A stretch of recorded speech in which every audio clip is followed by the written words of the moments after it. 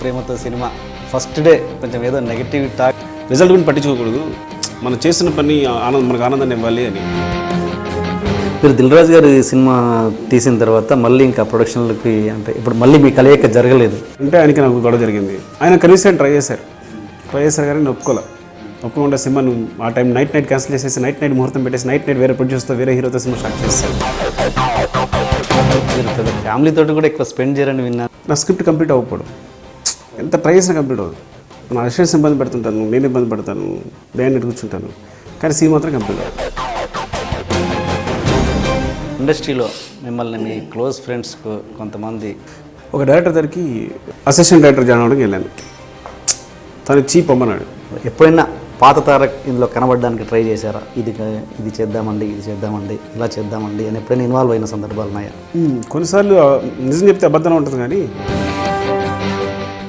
Sir welcome sir, Sukumar గారు. Thank you.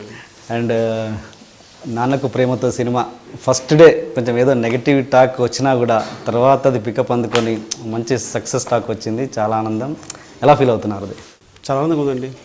It's very happy because నేను చాలాసార్లు చెప్తాను ఏంటంటే ఏదైనా ఒక ప్రయత్నానికి సంబంధించిన జర్నీ అంతా అంటే మనం చేసే రిజల్ట్ గురించి పట్టించుకోకూడదు, మనం చేస్తున్న పని మనకు ఆనందాన్ని ఇవ్వాలి అని. కానీ ఆ దృష్టిలో నాకు అది రాంగ్ అయిపోతుంటుంది. ఎందుకంటే చేసే ప్రయత్నం అంతా కూడా చాలా కష్టంగా ఉంటుంది నాకు బాగా. కాబట్టి ఆ ఫస్ట్ డే రిజల్ట్ అనేది చాలా ఇంపార్టెంట్. ఆ రోజే నేను ఆనందం పొందుతాను, మళ్ళీ నా కష్టాలు స్టార్ట్ అవుతాయి. సో అందుకనంటే కంపల్సరీ నాకు సక్సెస్ అనేది వెరీ ఇంపార్టెంట్ అనమాట. I'm very happy now. అంటే ఫస్ట్ డే నెగిటివ్ టాక్ వచ్చింది కదా, అసలు అప్పుడు మీ ఫీలింగ్ ఏంటి? అసలు ఇంత కష్టపడి తీశారు సినిమా, ఆ రోజు మీ ఫీలింగ్ ఏంటి? బాగా డిప్రెస్ అయిపోయానండి. ఎందుకంటే ఇంకా మళ్ళీ ఇలాంటి ఛాన్సెస్ రావు నాకు. అంటే లక్కీగా ఇంకో ఛాన్స్ వచ్చింది. దట్ ఈస్ బికాస్ అందరు support, main media support, internet, Facebook, ఇవన్నీ నేను ఒకటి బాగా సపోర్ట్ చేసినాయి. సపోర్ట్ చేయడం వల్ల ఐ థింక్ ఓవర్సీస్ కలెక్షన్స్, మీరు Hyderabad collections, Bengaluru collections for one నేను ఒక్కటే చెప్తున్నాను. సో ఇవన్నీ కలిపి నాకు ఇంకో సినిమాని ఇచ్చాయి. సో దీన్ని కూడా నేను చేసుకోలేకపోతే అంటే ఫస్ట్ యాక్చువల్గా బిగినింగ్ చాలా మంచి టాక్ వచ్చింది సినిమాకి. Morning show I think 8 o'clock 9 o'clock 10 o'clock కల్లా ఎవ్రీవన్ ఈజ్ కాలింగ్. సో తర్వాత ఇండస్ట్రీలో ఎందుకు కొంచెం మిక్స్డ్ రివ్యూ అనేది స్టార్ట్ అయింది. నేను ఇది ఫస్ట్ డే గురించి చెప్తున్నాను. కానీ ఒక గుడ్ థింగ్ ఏంటంటే నాకు కాల్స్ మాత్రం ఆగలేదు. కాల్స్ ఎక్కడి నుంచి వచ్చాయంటే ఊళ్ళ నుంచి వచ్చాయి.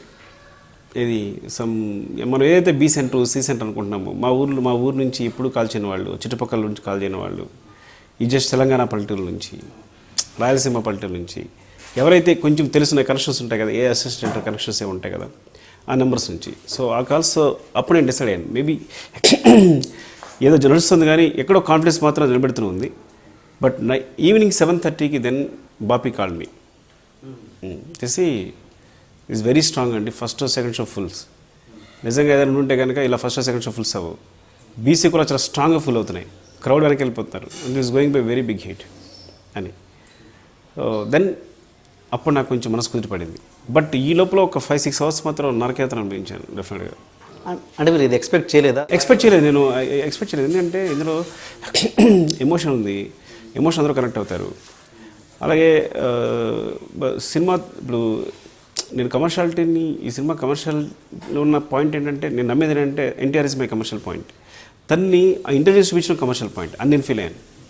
డెఫినెట్గా ఎన్టీఆర్కి ఇంటెలిజెన్స్కి థ్రిల్ అవుతారు ఆడియన్స్ అందరూ అని. అలాగే ఫ్యాన్స్ కూడా వాళ్ళ హీరోలా చూసుకుని డెఫినెట్గా వాళ్ళు హై ఫీల్ అవుతారు అనుకున్నాను. కాబట్టి అసలు నాకు ఎప్పుడు అంటే ఫ్రాంక్గా చెప్పండి, మార్నింగ్ 8 o'clock లేచాను. అంటే నాకు రిజల్ట్ గురించి ఏమాత్రం డౌట్ ఉన్నా నేను నైట్ పడుకునేవాడిని కాదు. కానీ హ్యాపీ పడుకున్నాను నేను వర్క్ అయిపోయిన తర్వాత.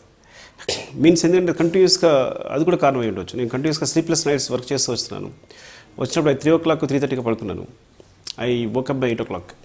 అంటే మీ ప్రతి సినిమాకి ఇది కామన్ అయిపోతుంది కదా, డివైడ్ టాక్ నెగిటివ్ టాక్ అనేది ప్రతిసారి మొన్న మీరు ప్రొడ్యూస్ చేసిన కుమారి 20F నుంచి అంతకుముందు తీసిన జగడం కావచ్చు, ప్రతిదానికి ఇది కామన్ అయిపోతుంది. ఏంటనుకుంటారు దానికి రీజన్?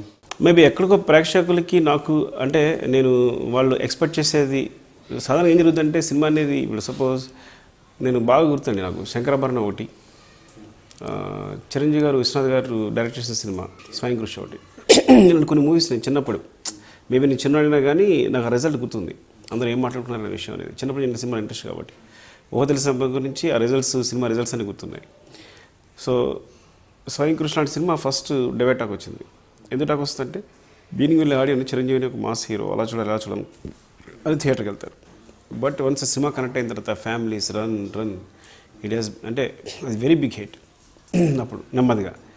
సో ఫస్ట్ మేబీ సినిమాకి నేను వాళ్ళకి సరిగా క్లూ ఇవ్వట్లేదేమో, లేదా వాళ్ళు ఎక్స్పెక్ట్ చేసింది ఏదో ఎక్స్పెక్ట్ చేసుకుని వాళ్ళు థియేటర్కి వచ్చినట్టు చేస్తున్నానేమో, వచ్చిన తర్వాత మేబీ వాళ్ళు డిసప్పాయింట్ అవుతున్నారేమో. సో ఆ తర్వాత దే రియలైజ్ అండ్ తర్వాత హిట్ అవుతున్నాయేమో. బట్ నాకు తెలిసి ఏంటంటే ఆర్య 100% లవ్, రెండు యునానిమస్ వచ్చాయి.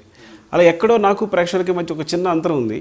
ఆ అంతరం మార్నింగ్ షోతో కొంచెం ప్రాబ్లం అవుతుంది, బట్ తర్వాత సెటిల్ అవుతుంది అంతే. మీరు పజిల్ తగ్గిస్తే అవి యునానిమస్గా వస్తున్నాయి, పజిల్స్ ఎక్కడైతే పెడుతున్నారో అవి డివైడ్ టాక్ వస్తుంది. అది యాక్చువల్లీ నేను పజిల్స్ పెడుతున్నాను అనుకోవట్లేదు, అదేమైపోయిందంటే రైటింగ్ ప్రాసెస్ అయిపోయింది. మేబీ అందులో నేను తప్పించుకోలేకపోతున్నాను, but this time I will try. Next time ఏంటండి ప్రాజెక్ట్ అసలు ఇంతకీ ఈ సినిమా గురించి మాట్లాడుతుందండి? ఇంకా డిసైడ్ కాదండి, ఇంకా మామూలు పేపర్లో రాస్తారు కదా చర్చల దశలో ఉన్నాయని, అదే నా మాట కూడా. మీరు బేసిక్గా మీరు చాలా ఎప్పుడు చూసినా మీరు స్టేజ్ మీద కావచ్చు, ఇంటర్వ్యూస్లో కావచ్చు, మామూలుగా ఎప్పుడు ఏదో ఆలోచిస్తూ ఎప్పుడు ఒక టెన్స్ అంటే ప్రశాంతత అన్నది మీ ఫేస్లో కనబడదు అసలు. ఎప్పుడు ఏదో అంటే నెక్స్ట్ లెవెల్లో ఏదో ఆలోచిస్తూ ఉంటారు. ఏంటి దానికి రీజన్ అసలు? అది ఏమో తెలియదండి, మేబీ కాన్సన్ట్రేషన్. అవునా? అబ్బా ఎంత మంచి పాయింట్ పెట్టారు మీరు,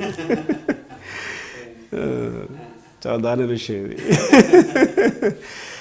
ఎందుకంటే సేమ్ అదే మాట మావాడు అంటుంటుంది ఇంట్లో. ఎందుకంటే సడన్గా మాట్లాడుతూ ఎటు వెళ్ళిపోతే అదిగో అని నాతో నువ్వు కాన్సన్ట్రేషన్గా మాట్లాడలేదు, పేపర్ మాత్రం కాన్సన్ట్రేషన్గా చదువుతున్నాను, సో నాకు ఏదైనా కావాలితే పేపర్లో ఇస్తాను అని ఓ నిజంగా అలాగే చేసింది అనమాట. నేను పేపర్ చదువుతుంటే మధ్యలో ఒక ప్రింట్ అయిపోయి ఒకటి లాక్ చేసింది. ఒక మ్యాటర్ ఈవినింగ్ మన సినిమాకి వెళ్ళాలనే విషయం అంటించింది దానికి అని చూసి మావాడేపు చూశాను. ఏంటంటే రోజు పేపర్ చదువుతాను చెప్పింది అనట్లేదు నువ్వు, కాబట్టి నాకు కావాల్సిన ఏదైనా కావాలంటే కనుక పేపర్లో వేయించాలని అట్లా వేసానని చెప్పింది. అదే అంటే రెస్ట్లెస్నెస్ అంటే ఒకటి మేబీ కాన్సన్ట్రేషన్ లేపడం, ఇంకోటి ఎప్పుడు సినిమా గురించి ఆలోచిస్తానని మాత్రం కాదు. కానీ నాకు ప్రాబ్లం ఏంటంటే నాకు ఒక చిన్నప్పుడు అంటే ఎక్కడో అలవాటు అయింది ఏంటంటే ఏదైనా ఏమైనా అన్నానేమో, ఏదైనా బాధపట్టానేమో, మళ్ళీ అంటే అది ఎక్కువ ఎవరినో ఏదో అనేసాను, లేకపోతే ఐ థింక్ దాని నుంచి తప్పించలేకపోతున్నా మేబీ. అంటే మళ్ళీ నేను దాన్ని మళ్ళీ నేను ఏదో అనేసాను, వాళ్ళు ఏమైనా ఫీల్ అయి ఉంటారు, యాక్చువల్గా వాడికి నేను ఏదో చేస్తాను నువ్వు చేయలేదు. సో యాక్చువల్గా ఇవి ఎక్కువ ఆక్యుపై చేస్తుంటాయి నా బ్రెయిన్లో తప్ప మరీ సినిమా గురించి అని కాదు. సినిమా ఆలోచిస్తుంటాను కానీ ఈ ప్రాసెస్లో మిగతా స్పేస్ అంతా ఇవే ఆక్రమిస్తుంటాయి. నేను చాలా ట్రై చేస్తాను అందులో బయటపడాలని, కుదరట్లేదు అంతే. ఫ్యామిలీతో కూడా ఎక్కువ స్పెండ్ చేయాలని విన్నాను. నేను చేసిన రీసెర్చ్ లాంటి మొత్తం ఇక్కడే 1, 2, 3 ఇక్కడే మీ రూమ్లో చాప్ వేసుకొని పడుకొని ఉంటాడంట. అసలు ఇంటికి కూడా 100 అడుగులు వేస్తే ఇల్లు అయినా కూడా వెళ్ళారంట, ఎప్పుడో మార్నింగ్ లేసి వెళ్తారంట. అంటే మీ మీద మీకు ఎంత ధ్యాస లేకపోతే అలా ఉంటారు, మీరు సినిమా మీద ఎంత ప్యాషన్ ఉంటే అలా చేస్తారు. కానీ మీ ఇంటర్వ్యూ మాత్రం 2 షర్ట్లు మార్చుకొచ్చారు. అది గమ్మత. అంటే ఎంతో ప్యాషన్ ఉంటే తప్పించి ఏదో ఆలోచన ఉంటే తప్పించి ఇవి జరగవు ఇక్కడ. అంటే మీ రూమ్ చూశాను, మీ రూమ్ పెద్ద లగ్జరియస్గా ఉంది అంటే లేదు, మామూలు కృష్ణానగర్లో ఒక బ్యాచిలర్ ఎలా ఉంటారో అలా ఉంది. చాప్ వేసుకొని పడుకుంటే అంటే ఎంతో ప్యాషన్ ఉంటే తప్పించి ఇంకా మీకు వేరే వాటి గురించి ఆలోచన ఉండదు. అంటే ఏంటి అది? అదే లేదండి, మెయిన్ ఏంటంటే జెన్యున్ కారణం ఏంటంటే దానికి నా స్క్రిప్ట్ కంప్లీట్ అవ్వకపోవడం. ఎంత ట్రై చేసినా కంప్లీట్ అవ్వదు. నా అసిస్టెంట్స్ ఇబ్బంది పెడుతుంటాను, నేను ఇబ్బంది పడతాను, నేను కూర్చుంటాను, కానీ సీన్ మాత్రం కంప్లీట్ అవ్వదు. స్పాట్కి వెళ్ళి కూర్చొని స్టార్ట్ చేస్తే కానీ సీన్ కంప్లీట్ అవుతుంది. షూటింగ్ అయిన తర్వాతే మీరు స్క్రిప్ట్ రాస్తాం సాధారణంగా, ఇది నమ్మండి మీరు. అంటే స్క్రిప్ట్ అనేది ఉద్దేశం what ever the writers they right, నేను రాసేది రాయడం ఇవన్నీ ఉంటుంది. కానీ ఇవన్నీ కాంబినేషన్తో ఒక మిక్స్ ఉంటుంది చూసారా, లేదా అక్కడ ఏదైనా స్పాట్ డెవలప్మెంట్ కానీ ఇవన్నీ కలిపానంటే అక్కడే వస్తున్నాను. వన్స్ అందరు కెమెరా పెట్టుకొని ఆర్టిస్టులు కూర్చోగానే అక్కడే నాకు ఏదో ఒక ఫ్లో వస్తుంది, అప్పుడు అన్నీ కనెక్ట్ అయ్యి ఇది పర్ఫెక్ట్ అనిపిస్తుంది. సో స్క్రిప్ట్ కంప్లీట్ అవ్వడం వల్ల కంప్లీట్ అవుద్ది, వెళ్దాం ఇంటికి. ఈ ఒక్క సీన్ నేను నిరంతరం ట్రై చేస్తుంటాను అనమాట. ఈ సీన్ కంప్లీట్ చేసేసి ఇంటికి వెళ్దాం, లేకపోతే ఈ సీక్వెన్స్ ఏదో ఉంది, ఇందులో ప్రాబ్లం ఉంది, ఇది కంప్లీట్ చేసి ఫ్యామిలీ స్పెండ్ చేద్దాం. నీకు ఎందుకే రేపు రేపు ఈవినింగ్ వెళ్ళి సినిమా తీసుకెళ్తాను కదా, లేకపోతే నేను పిల్లల్ని ఎక్కడ తీసుకెళ్తాను కదా అని చెప్తుంటాను. అంటే ఈవినింగ్ అలా అని ఎంత 2 o'clock మధ్యాహ్నం 12 o'clock అలా అయిపోతుంది అనుకుంటాను. అవ్వదు, 4 అవుద్ది, 5 అవుద్ది. సో తను కాల్ చేస్తుంది, పోస్ట్పోన్ చేస్తాను, అలా పోస్ట్పోన్ చేస్తాను. So that is the only thing, అంతే. ఎప్పుడైనా గొడవ పడ్డ సందర్భాలున్నాయా మీరు ఈ విషయంలో? ఉన్నాయి, గొడవ ఉంటాయి కామన్గా. ఇక తను ఉంటుంది మామూలుగా. ఏంటంటే ప్రాబ్లం అంటే మామిడితో ప్రాబ్లం ఏంటంటే నైట్ 2 o'clock అయినా వెయిట్ చేస్తుంటుంది, నైట్ 2 అయినా 3 అయినా వెయిట్ చేస్తుంటుంది, ఏ టైం అయినా కాల్ చేస్తుంటుంది. సో అదొక ప్రాబ్లం. నేను వస్తాను, పడుకో, అయిపోతుంది కదా, ఇంకెంత డిస్కషన్ అయిపోతుంది, వస్తాను. సో నేను చెప్పేటప్పుడు నిజమే, ఇలా నేను వస్తానన్నమాట నిజమే, అంటే నిజంగానే చెప్తాను అన్నమాట నేను. కానీ తర్వాత ప్రాబ్లం అయితే మిస్ అయిపోయి అది వేరేగా మారుతుంది. కానీ మాటించుకోవడం మీరు ఇక్కడే పడుకుంటారంట కదా, చాపేసుకొని. దాని గురించి అంటే ఏమవుతుందంటే నైట్ ఆ టైంకి వెళ్ళి 4 o'clock వెళ్ళి మళ్ళీ లేపి డిస్టర్బ్ చేస్తే పిల్లలు కదులుతారు, వాళ్ళు ఏడుస్తారు, మళ్ళీ తనతో వాళ్ళతో కూర్చోసి వస్తాను నైట్ అంతా మళ్ళీ. సో తనంతా లేకుండా పోతుంది నేను కూర్చొని. మీరు అందరూ ఎక్కడ చూసినా లెక్కల మాస్టర్ అంటున్నారు. అసలు ఏంటి, మీరు ఎక్కడ చేశారు అసలు, ప్రేక్షకుల కోసం చెప్పండి. ట్యూషన్ స్టార్ట్ చేశానండి ఫస్ట్ డిగ్రీలో ఉండగా. మాకు మ్యాథమెటిక్స్ టీచర్ లేడు కాలేజీలో, అందుకోసం డిగ్రీ ఫైనల్ ఇయర్లో ఉండగానే ట్యూషన్ స్టార్ట్ చేశాను. ఎందుకంటే అక్కడ ఎక్కువ ఆదాయం. బికాజ్ డిగ్రీ ఫైనల్ ఇయర్ ఉండగా నేను నా జూనియర్స్కి, ఇంటర్మీడియట్ స్టూడెంట్స్కి, వీళ్ళందరికీ క్లాసులు చెప్పడం మొదలుపెట్టాను. సో ఇట్స్ లైక్ ఎలా ఉండేదంటే ఫస్ట్ ఎలా స్టార్ట్ అయిందంటే రియల్ అనాలిసిస్ అని ఉంటుంది, real number system degree first ఇయర్లో ఉంటుంది. సో దానికోసం వేరే ప్లేస్కి ఒక 10 kilometers వేరే మాస్టర్ ఉండేవారు, ఆయన దగ్గరికి వెళ్ళి మ్యాథమెటిక్స్ నేర్చుకునేవాళ్ళం. సో కాలేజీలో టీచర్ లేక, కాలేజ్ లెక్చర్ లేక వెళ్ళినప్పుడు ఆయన చెప్పేది అర్థం కాకపోతే మేము డిస్కస్ చేసేవాళ్ళం. మీరు కొంచెం ఎక్స్ప్లెయిన్ చేసేవాడు, నాకు అర్థమైంది అయితే కొంచెం ఎక్స్ప్లెయిన్ చేసేవాడు స్టూడెంట్స్కి, నా ఫ్రెండ్స్కి. అలా ఎక్స్ప్లెయిన్ చేయడంలో అలా టీచర్ అవ్వడం మొదలుపెట్టాను నేను. సో అదేమైంది అంటే నాకు ఫస్ట్ ఇయర్ సెకండ్ ఇయర్ అర్థమైంది కాబట్టి నేను ఎప్పుడైతే ఫైనల్ ఇయర్ వచ్చానో ఈ ఫస్ట్ స్టూడెంట్స్ నా దగ్గరికి వచ్చేవారు, అదే వాళ్ళని ట్యూషన్ టీచింగ్ చేస్తారు. సో ఆ కాన్ఫిడెన్స్ వచ్చి డిగ్రీ అయిపోయాక ట్యూషన్స్ పెట్టాను. ఓకే, అంటే ఓన్లీ ట్యూషన్స్ అంతా తప్పించి మీరు జాబ్ ఏం చేయలేదు? చెప్తాను, అదే ట్యూషన్ పెట్టాను. దానికి tetrahedral institute of science studies అని పెట్టాను, ఒక ట్యూషన్ సెంటర్ కదా. అందులో నేను మ్యాథమెటిక్స్ ఫీజు చెప్పేవాడిని, నా ఫ్రెండ్ తను ఒక కెమిస్ట్రీ చెప్పేవాడు. అట్లా ఇంకా ట్యూషన్ ఏంటంటే బాగా క్లిక్ అయింది. ఎంత క్లిక్ అయిందంటే నేను మార్నింగ్ 5 లేస్తే నైట్ 11 వరకు క్లాసెస్ ఉండేవి. Is like inter first year mathematics, inter first year physics, inter second year mathematics, inter second year physics, inter first year supplementary mathematics, supplementary physics, second year supplementary mathematics, supplementary physics, inter first year mathematics, first year physics, degree second year mathematics, second year physics, final year mathematics, final year physics ఉండేది. Final ఇయర్లో physics ఉంది అనుకోండి, final year ఉండేది. So మళ్ళీ వాళ్ళు supplementary మళ్ళీ. So it's like ఒక 13-15 classes అనమాట. మార్నింగ్ నేను 5 లేస్తే నైట్ 11 వరకు క్లాసెస్ రన్ అవుతూనే ఉండేవి, జరుగుతుంటాయి. సో నా ఇన్స్టిట్యూట్ ముందు ఎలా ఉండేదంటే మొత్తం సైకిల్ ఉండేవి, ఒక 300-500 సైకిల్స్. అంటే వచ్చే బ్యాచ్, రాబోయే బ్యాచ్, ఉండే బ్యాచ్ మొత్తం కలిపి. సో అలా జరుగుతున్నప్పుడు నాకు కెమిస్ట్రీ చెప్పిన గురుగారు ఉన్నారు, రామ్మోహన్ రెడ్డి గారని. మీరు చూసి ఇప్పుడు కూడా my teacher guide and philosopher Rammohan Reddy గారని ప్రతి సినిమాకి కార్డ్ వేస్తాను యాక్చువల్లీ. సో ఆయన వచ్చారు. ఆయన అప్పుడు కాకినాడలో ఉన్నారు. ఆయన కాకినాడలో ఆదిత్య కాలేజ్ ప్రిన్సిపల్గా చేస్తున్నారు అనమాట. చేసినప్పుడు వచ్చి సో ఇది చూసి సైకిల్ ఇవన్నీ చూశారు. చూసి వాళ్ళ చైర్మన్ తీసుకొచ్చారు, శేషారెడ్డి గారని. సో వాళ్ళిద్దరు కలిసి వచ్చారు. చూసినప్పుడు నేను సైకిల్ ఇంత హడావాడి, ఇది ఫేమస్ అంటే నువ్వు ఇక్కడ చేయడానికి నువ్వు మా కాలేజ్ రండి చేద్దామని. దెన్ దే ఇన్వైటెడ్ టు వాళ్ళ కాలేజీ పిలిచారనమాట. సో అదిగా నేను కాకినాడ వెళ్ళాను. కాకినాడలో ఆదిత్య కాలేజీలో, అక్కడ ఆదిత్య జూనియర్ కాలేజ్ అని ఉంది, అందులో first year mathematics, second year mathematics. బిగినింగ్లో ఫీజు కూడా చెప్పేవాడిని, తర్వాత మ్యాథమెటిక్స్కి పరిమితం అయిపోయాను అనమాట. అలా కంటిన్యూ అయింది. రామ్మోహన్ గారు అంటే మీరు నాకు ఏదో స్టోరీ తెలుసు, వాళ్ళ ఎవరో మీ ఫ్రెండ్ ఏదో యాక్సిడెంట్ అయింది, చనిపోయారు, దాని నుంచి పుట్టింది ఈ బటర్ఫ్లై కాన్సెప్ట్ అన్నది. యాక్చువల్లీ ఏంటంటే రామ్మోహన్ రెడ్డి గారు నా గురువు గారు. ఆయన సో ఇంకా ఆయన యాక్చువల్లీ ప్రోత్సహింత అంటే నేను ఇక్కడికి వచ్చేస్తున్నప్పుడు కొంత మనీ ఇచ్చి వెళ్ళి ఓకే డైరెక్షన్ ట్రై చేసుకో అని చెప్పడం ఇవన్నీ కూడా ఆయనే. ఆయన ఇక్కడే తెలంగాణ సిద్దిపేట అండి. సో అక్కడికి వచ్చారు రాజులు, ఆయన కాలేజీ లెక్చర్గా మాకు రాజులు వచ్చారు అనమాట. సో వాళ్ళ అబ్బాయి సంతోష్ అంటే చాలా చిన్నవాడు. నేను జస్ట్ లైక్ కిడ్లా బ్రదర్లో చూసేవాడిని, చిన్నపిల్లడు. చిన్నవాడు అంటే నాకన్నా బాగా చిన్నవాడు. వాళ్ళు తను బీఫార్మసీ చదువుతున్నాడు తను పోయేసరికి అనమాట. అంటే రకరకాల ఛాన్సెస్ ఉన్నాయి అనమాట. తను యాక్షన్లో పోయే టైంకి రకరకాల ఛాన్సెస్ ఉన్నాయి. ఎలా ఛాన్సెస్ ఉన్నాయంటే తను 3 days ముందే తన దగ్గరికి వెళ్ళాను. నేను వెళ్ళినప్పుడు నాతో వచ్చేస్తాడు, అంకుల్ మీతో వచ్చేస్తానే అన్నాడు.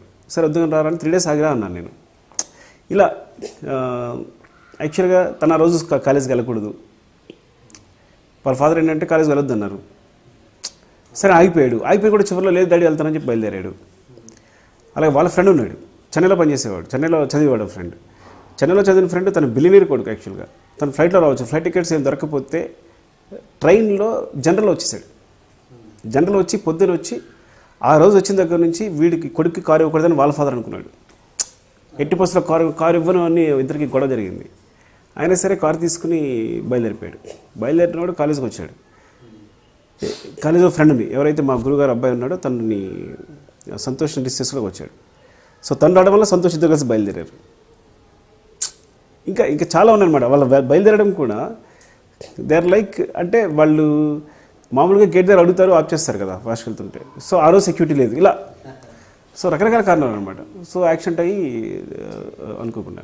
సో అది కారణం కాదు బటర్ఫ్లై ఎఫెక్ట్ అని రావడానికి, కానీ బటర్ఫ్లై అనే ఎఫెక్ట్ దానికి బలంగా గుర్తుండిపోవడానికి కారణమైందనమాట నాకు. అంటే ఇలా జరగడం వల్ల, ఎక్కడేదో ఇన్సిడెంట్ ఇలా జరగడం వల్ల అది రకరకాలుగా ప్రభావితం చెంది ఇంకో చోట ఇంకో ఇన్సిడెంట్ ఏదో చెందుతూ ఉంటుంది అనేది. సో ఎవ్రీథింగ్ ఈజ్ కనెక్టెడ్ అనే దానికి at the same time butterfly ఎఫెక్ట్కి చిన్న రూట్ కనుక్కొని ఇవి మేనేజ్ అనమాట. ఈ బటర్ఫ్లై దాంట్లో డైలాగ్ ఏంటి, పిట్టలు బటర్ఫ్లై తింటాయా అన్నది కూడా మీ పాప డైలాగే అని, అది మీ పాప నుంచి కాపీ కట్టారా? అదేంటంటే గార్డెన్లో ఆడుకుంటుందండి. గార్డెన్ కూడా కాదు, చిన్న స్పేస్లో ఉంది మా ఇంటి దగ్గర. అక్కడ బటర్ఫ్లై ఎగురుతుంది. దాని బటర్ఫ్లైస్ చిన్నప్పుడు చాలా ఇష్టం, ఎగురుతుంది. అక్కడ చిన్న పూలకుండలు పెట్టాం, వాటి మీద వాళ్తుంది, అప్పుడు వెళ్తుంది. సో నేను చూపిస్తాను బటర్ఫ్లైని, అదిగో బటర్ఫ్లై అని చూపిస్తాను. సడన్గా ఒక పెట్టొచ్చి బటర్ఫ్లై కళ్ళ ముందు ఎత్తిపోయింది. అది షాక్ అయింది. పిట్టలు బటర్ఫ్లైస్ తింటాయా అంది. సో ఊరికి ఏ జరిగిన కాన్వర్సేషన్ అసిస్టెంట్స్తో షేర్ చేసుకుని ఉంటాను, ఊరికి చెప్తుంటాను. ఏ మ్యాటర్ జరిగినా, ఏదైనా లైఫ్లో చిన్న ఇన్సిడెంట్ జరిగినా అంటే చెప్తుంటాను అనమాట. యాక్చువల్గా నేను ఫ్యామిలీతో కన్నా నా అసిస్టెంట్ డైరెక్టర్స్తో స్పెండ్ చేస్తే ఎక్కువ టైం. నా అసిస్టెంట్ డైరెక్టర్స్ కమ్ రైటర్స్ ఎవరైతే ఉన్నారో వాళ్ళతో ఎక్కువ స్పెండ్ చేస్తాను. వాళ్ళతోనే నాకు అదే ఆనందం అనమాట. రూమ్లో కూర్చుంటాను, జోక్స్ చేసుకుంటాం, మాట్లాడుకుంటాం, ప్రపంచంతో మాట్లాడుకుంటాం. నా ఎక్స్పీరియన్స్ చెప్తుంటాను, వాళ్ళ ఎక్స్పీరియన్స్ చెప్తుంటారు. ఎక్కువ నా ఎక్స్పీరియన్స్ చెప్తున్నాను. ఎందుకు చెప్తున్నాను అంటే అది చెప్తాను అనమాట. మీరు అసిస్టెంట్స్లో మీ కర్మరా, ఎందుకంటే నేను చెప్పే ప్రతిదీ, నేను మావాడి మీద ప్రేమని, మా పిల్లల మీద ప్రేమని, ప్రపంచంలో ఉన్న ప్రతి ప్రాబ్లం మీకు చెప్తుంటాను. సో రేపొద్దున మీ అసిస్టెంట్స్ కూడా ఇలాగే వింటారు మీ డైరెక్టర్లు అయిన తర్వాత. సో ఇప్పుడు నా అసిస్టెంట్స్ కూడా మీరు వెనక తప్పదు అని చెప్తుంటాను. సో అది చెప్తే లైక్ సార్ ఇదే చాలా బాగుంది సార్, విల్ యూజ్ దిస్, చాలా బాగుంటుంది అని. ఇలా మీ ఆ బటర్ఫ్లై కాన్సెప్ట్ మీద సినిమా అంతా రన్ అవుతుంది. రన్ అప్పుడు ఇది బాగుంటుందని they suggested and we used it అనమాట. అక్కడ లెక్కల మాస్టర్ దగ్గర టాపిక్ కట్ అయిపోయింది. అసలు అంత బిజీగా ఉన్న మీరు, అంత నాలెడ్జ్, అంత ఎడ్యుకేషన్ ఉన్న మీరు, సినిమా మీద ఎలా పడింది మనసు అసలు? చిన్నప్పటి నుంచి రాయాలని కోరుకుండేదండి బాగా. నేను కవితలు రాసేవాడిని బాగా. చిన్నప్పుడు పోయిటరీ పిచ్చి, కవితలు బాగా చదివేవాడిని. తెలుగులో ఉన్న మంచి మంచి కవుల పుస్తకాలంతా చదివేవాడిని. చిన్నప్పుడు ఏంటంటే మీకు చిన్నప్పుడు పెద్ద వంశీ గారి సినిమాలు జరుగుతుండేవి మా స్కూల్ ఎదురుగుండా. కనక మహాలక్ష్మి రికార్డింగ్ ట్రాన్స్ ట్రూప్ అనేది మా కరెక్ట్గా మా స్కూల్ ఎదురుగుండా హౌస్ అనమాట. సో ఒక డైరెక్టర్ హడావడి అరవడం ఆయన ఇదంతా చూసి థింక్.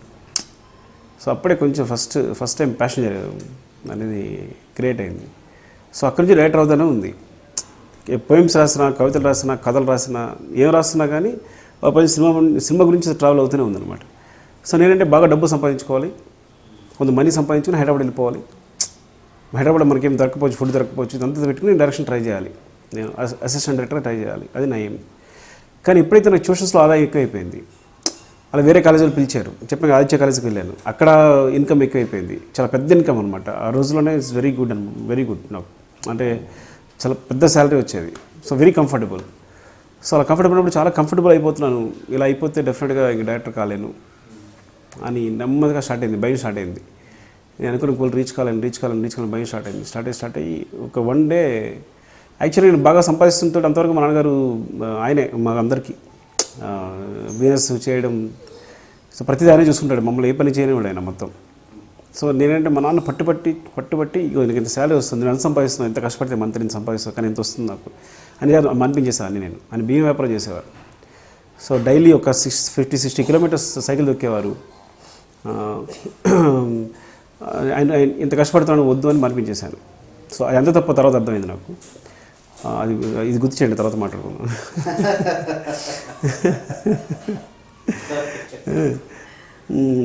సో అప్పుడు ఏంటంటే మనిపించేసి జాబ్ చేస్తున్నప్పుడు ఇంకా మళ్ళీ స్టార్ట్ అయింది. చెప్పలేకపోతున్నాను క్లాసెస్ చెప్పలేకపోతున్నాను. అంటే స్టూడెంట్స్లో మంచి పేరు ఉంది, మళ్ళీ బ్యాడ్ అయిపోతాను, నేను సరిగ్గా చెప్పలేకపోతున్నాను, ఇంకా అదంతా వెళ్ళిపోవాలని ఉంది. ఏదో నైట్ అంతా రాస్తున్నాను. అంటే ఎలా ఉంటుందంటే నాకు దగ్గర రహస్యం ఇది ఉంది, నేను ప్రతిరోజు నేను ఏమవుతాను ఎవరికి తెలియదు అనేది ఒక లోపల ఏదో ఉండేదన్నమాట. నేను నిజంగా అవుతానో తెలియదు, కానీ నేను డైరెక్టర్ అవుతాను అందరికీ తెలియదు. ఇలా ఉండేది. కానీ తర్వాత వెంటనే అంతే ఇన్ఫెక్ట్ స్టార్ట్ అయిపోయింది. నేను ఎప్పటికీ అవ్వలేను, ఎందుకంటే నేను క్లాసెస్ చెప్పుకుండిపోతాను. ఇంకా డే అండ్ నైట్ క్లాసెస్ అంటే ఎలా ఉంటాయి, మార్నింగ్ 6కి లేస్తే నైట్ ఈవినింగ్ 6 వరకు క్లాసెస్ ఉంటాయి, తర్వాత డౌట్ క్లాసెస్ ఉంటాయి, మళ్ళీ 10-11 అయిపోతుంది, మళ్ళీ ప్రిపేర్ కావాలి, మార్నింగ్కి మళ్ళీ క్లాసెస్ చెప్పాలి. ఇది ఒక 24 hours జాబ్ అనమాట. సో మళ్ళీ మా నాన్న దగ్గరికి వెళ్ళాను. ఇలా నాన్న నాకు చేయబుద్ధి కావట్లేదు, ఏం అర్థం కావట్లేదు, నాకు డైరెక్షన్ చేయాలంది, నేను ముందు నుంచి అదే అనుకున్నాను, యాక్చువల్గా ఎవరికి చెప్పలేదు అని అంటే ఆయనకి అస్సలే మాట్లాడలేదు. ఎందుకంటే భయంకరంగా సంపాదించే కొడుకు ఫస్ట్ టైం మన జీవితంలో రిలాక్స్ అవుతున్నాడు. కూర్చొని బుక్స్ అవ్వడం మొదలుపెట్టారు.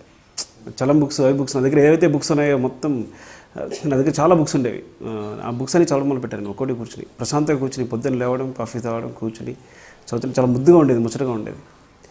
అని ఒకటే మాట అన్నారు, నువ్వు లైఫ్లో మళ్ళీ బాధపడకూడదు, నేను చేయలేకపోయినాని ట్రై చేసాయి, జరుగుతులేదు తర్వాత విషయం అసలు ముందు.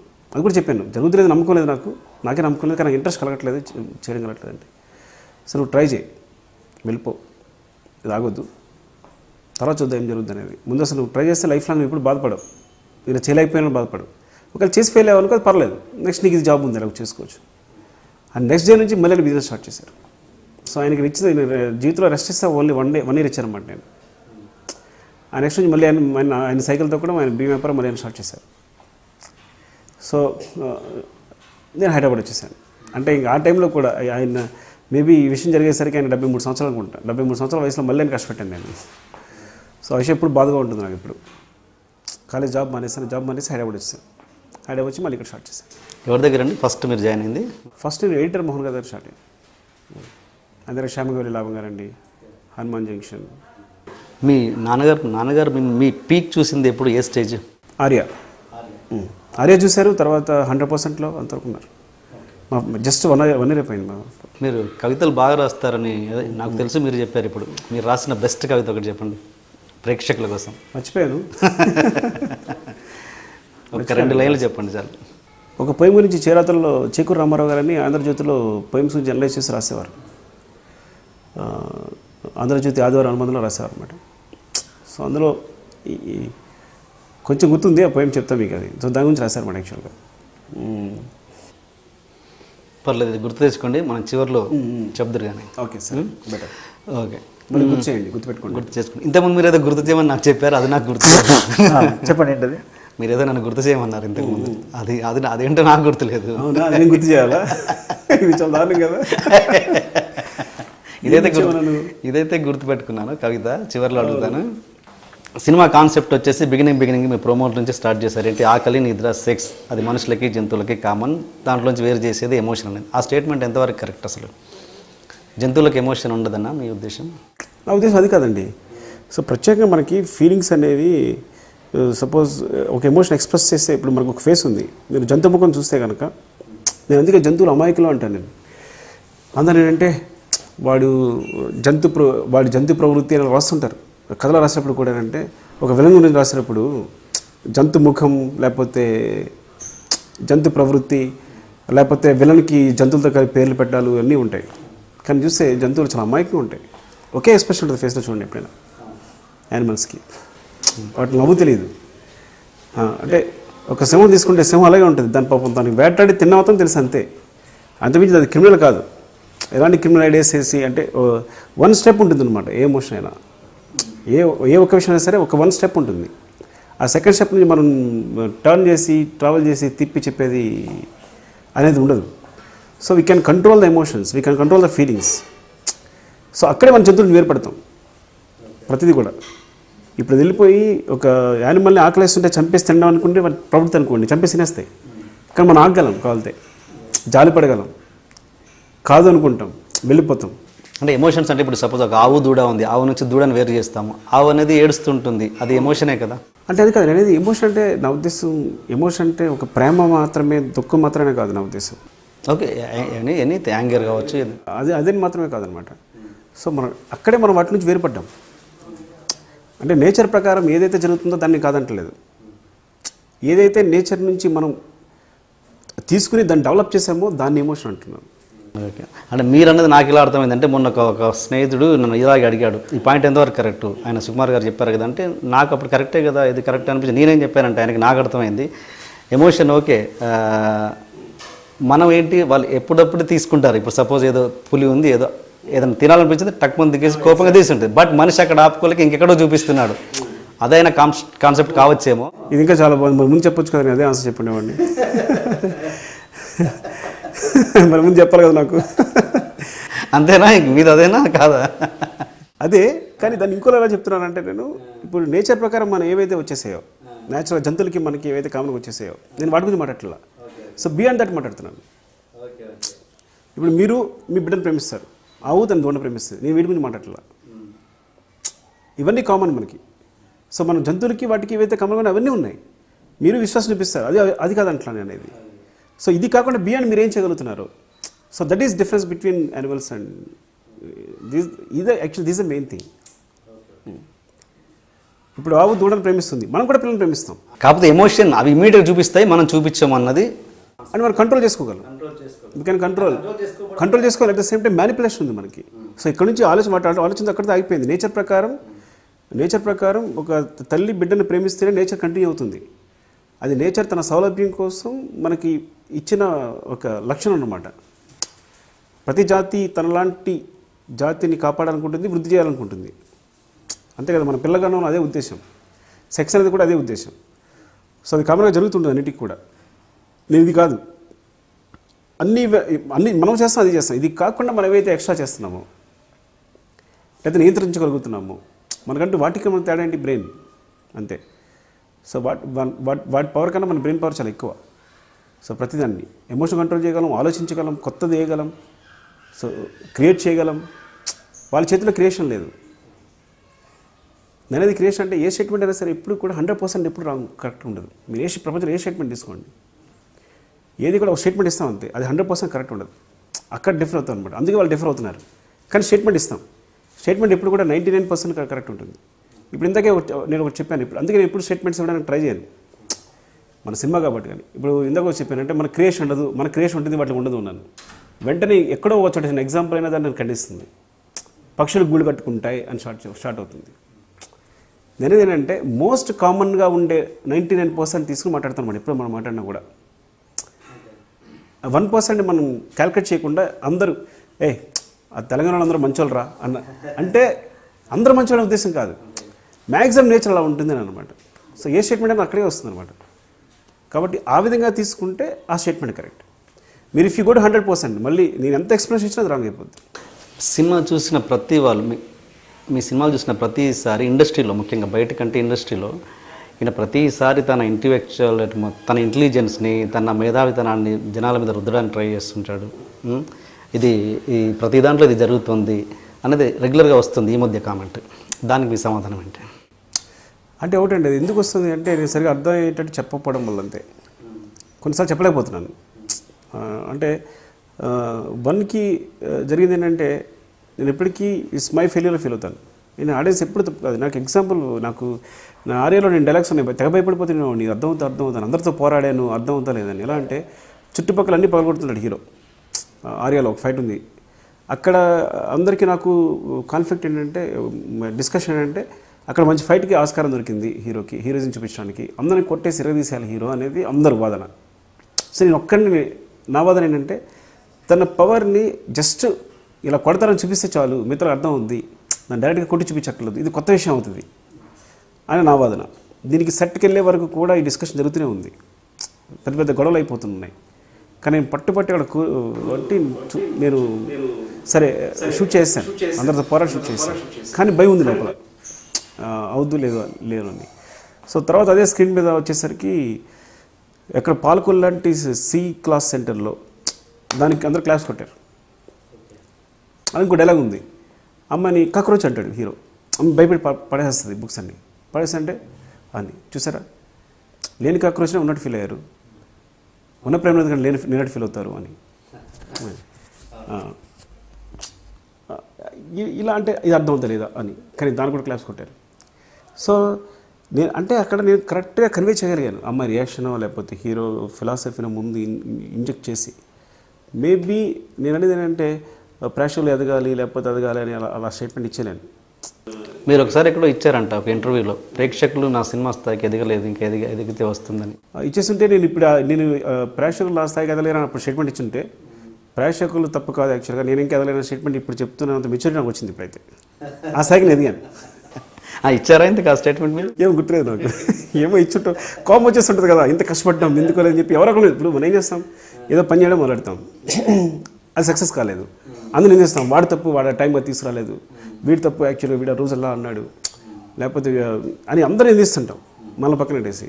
సో అది కామన్, మేబీ నేను మనిషినే కాబట్టి అలా నేను చేస్తుంటాను, నాకు గుర్తులేదు యాక్చువల్గా.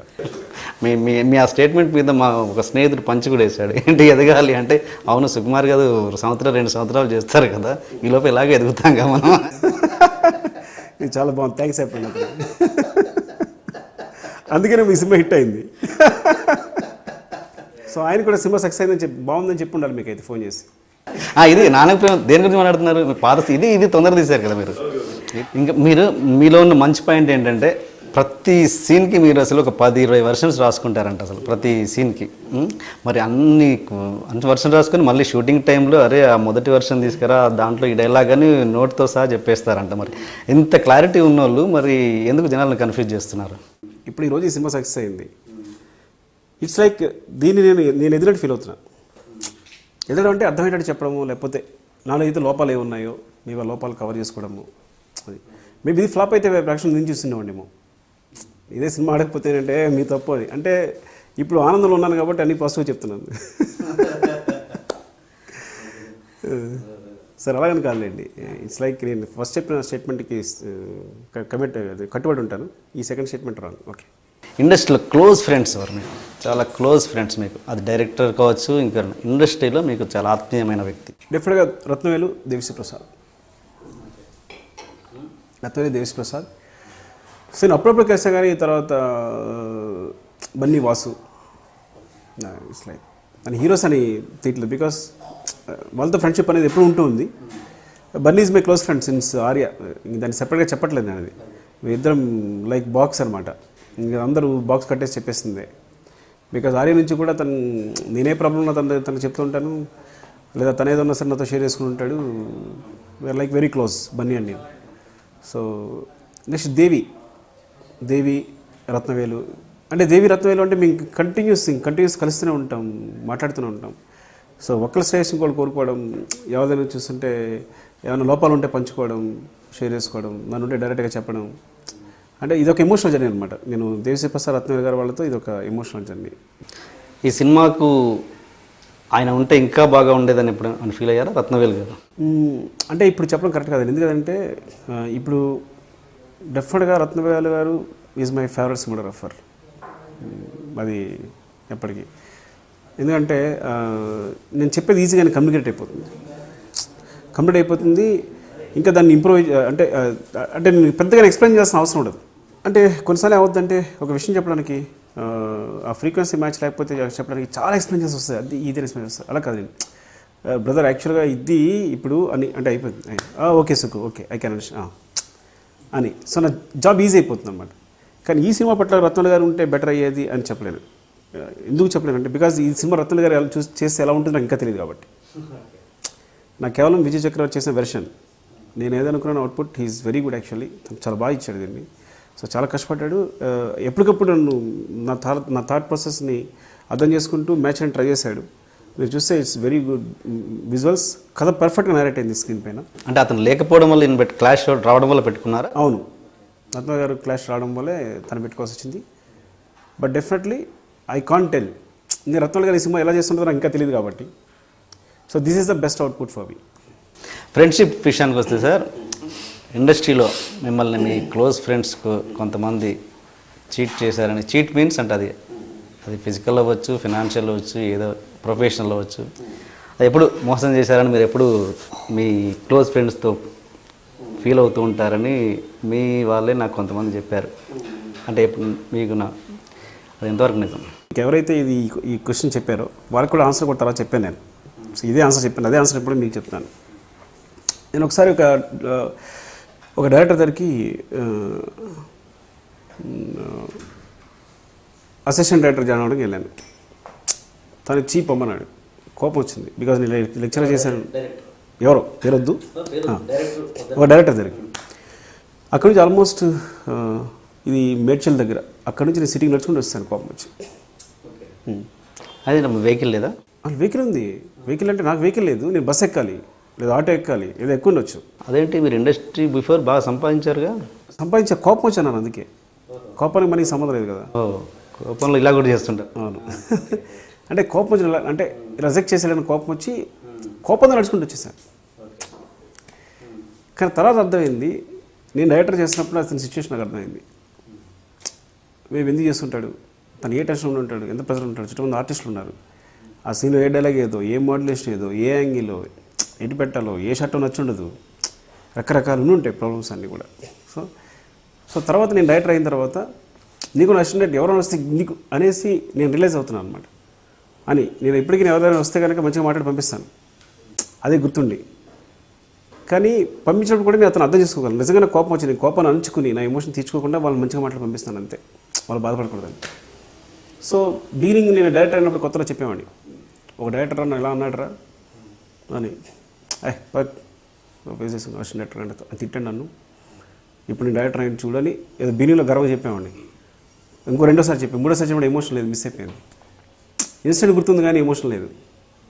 చెప్పేసి ఏదైనా అర్థం చేసుకోగలుగుతున్నా అతన్ని. పాపం ఏ సిచ్యువేషన్లో ఉండి, నేను ఏ సిచ్యువేషన్లో వెళ్ళి అడిగాను తన్ని, ఎంత బిజీలో ఉంటాడు అడుగుంటాను, ఎప్పుడు తిట్టుంటాడు, ఎంత కన్ఫ్యూజ్లో ఉంటాడు డైరెక్టర్ అనేవాడు సెటిల్ ఉన్నప్పుడు నాకు అర్థమైంది. కాబట్టి ఇప్పుడు నేను అది ఇన్సిడెంట్ లాగా ఎవరో నవ్వమనిషాడు ఫీల్ అవ్వట్లా, ఇప్పుడు దాన్ని అర్థం చేసుకున్నాను నేను. అలాగే నాకు జరిగిన ఇన్సిడెంట్ కూడా ఏంటంటే నా ప్రయత్న లోపం వల్ల నాకు ఏదైతే జరిగిందో అది కూడా నా లోపం వల్ల, నేను కరెక్ట్గా డీల్ చేయకపోవడం వల్ల, అంటే నేను కరెక్ట్గా మేనేజ్ చేసుకోకపోవడం వల్ల నాకు జరిగిందని తర్వాత నేను అర్థం చేస్తున్నాను. కాబట్టి ఇప్పుడు దానికి సంబంధించి ఏ ఎమోషన్ మిగలేదు, ఇన్సిడెంట్గా మిగిలిపోయింది అది కూడా, అంతే. నేను అడిగిన క్వశ్చన్ ఏంటి, మిమ్మల్ని ఎవరైనా ఫ్రెండ్స్ మోసం చేశారా, చీట్ చేశారా? అంటే చేశారంటే ఇప్పుడు మోసం చేయడం, చీట్ చేయడం, ఈ రెండు మ్యాటర్స్ అనేవి ఇప్పుడు లేవు నా దగ్గర. బిఫోర్ ఎందుకు లేవు అంటే ఇప్పుడు అవి నేను కాదు అని అర్థం చేస్తున్నాను. అది మోసం కాదు, చీటింగ్ కాదు, అర్థం చేసుకున్నాను ఇప్పుడు నేను. వాళ్ళకున్న సిచ్యువేషన్స్ ఏ ఉన్నాయి, నాకున్న సిచ్యువేషన్స్ ఏ ఉన్నాయి.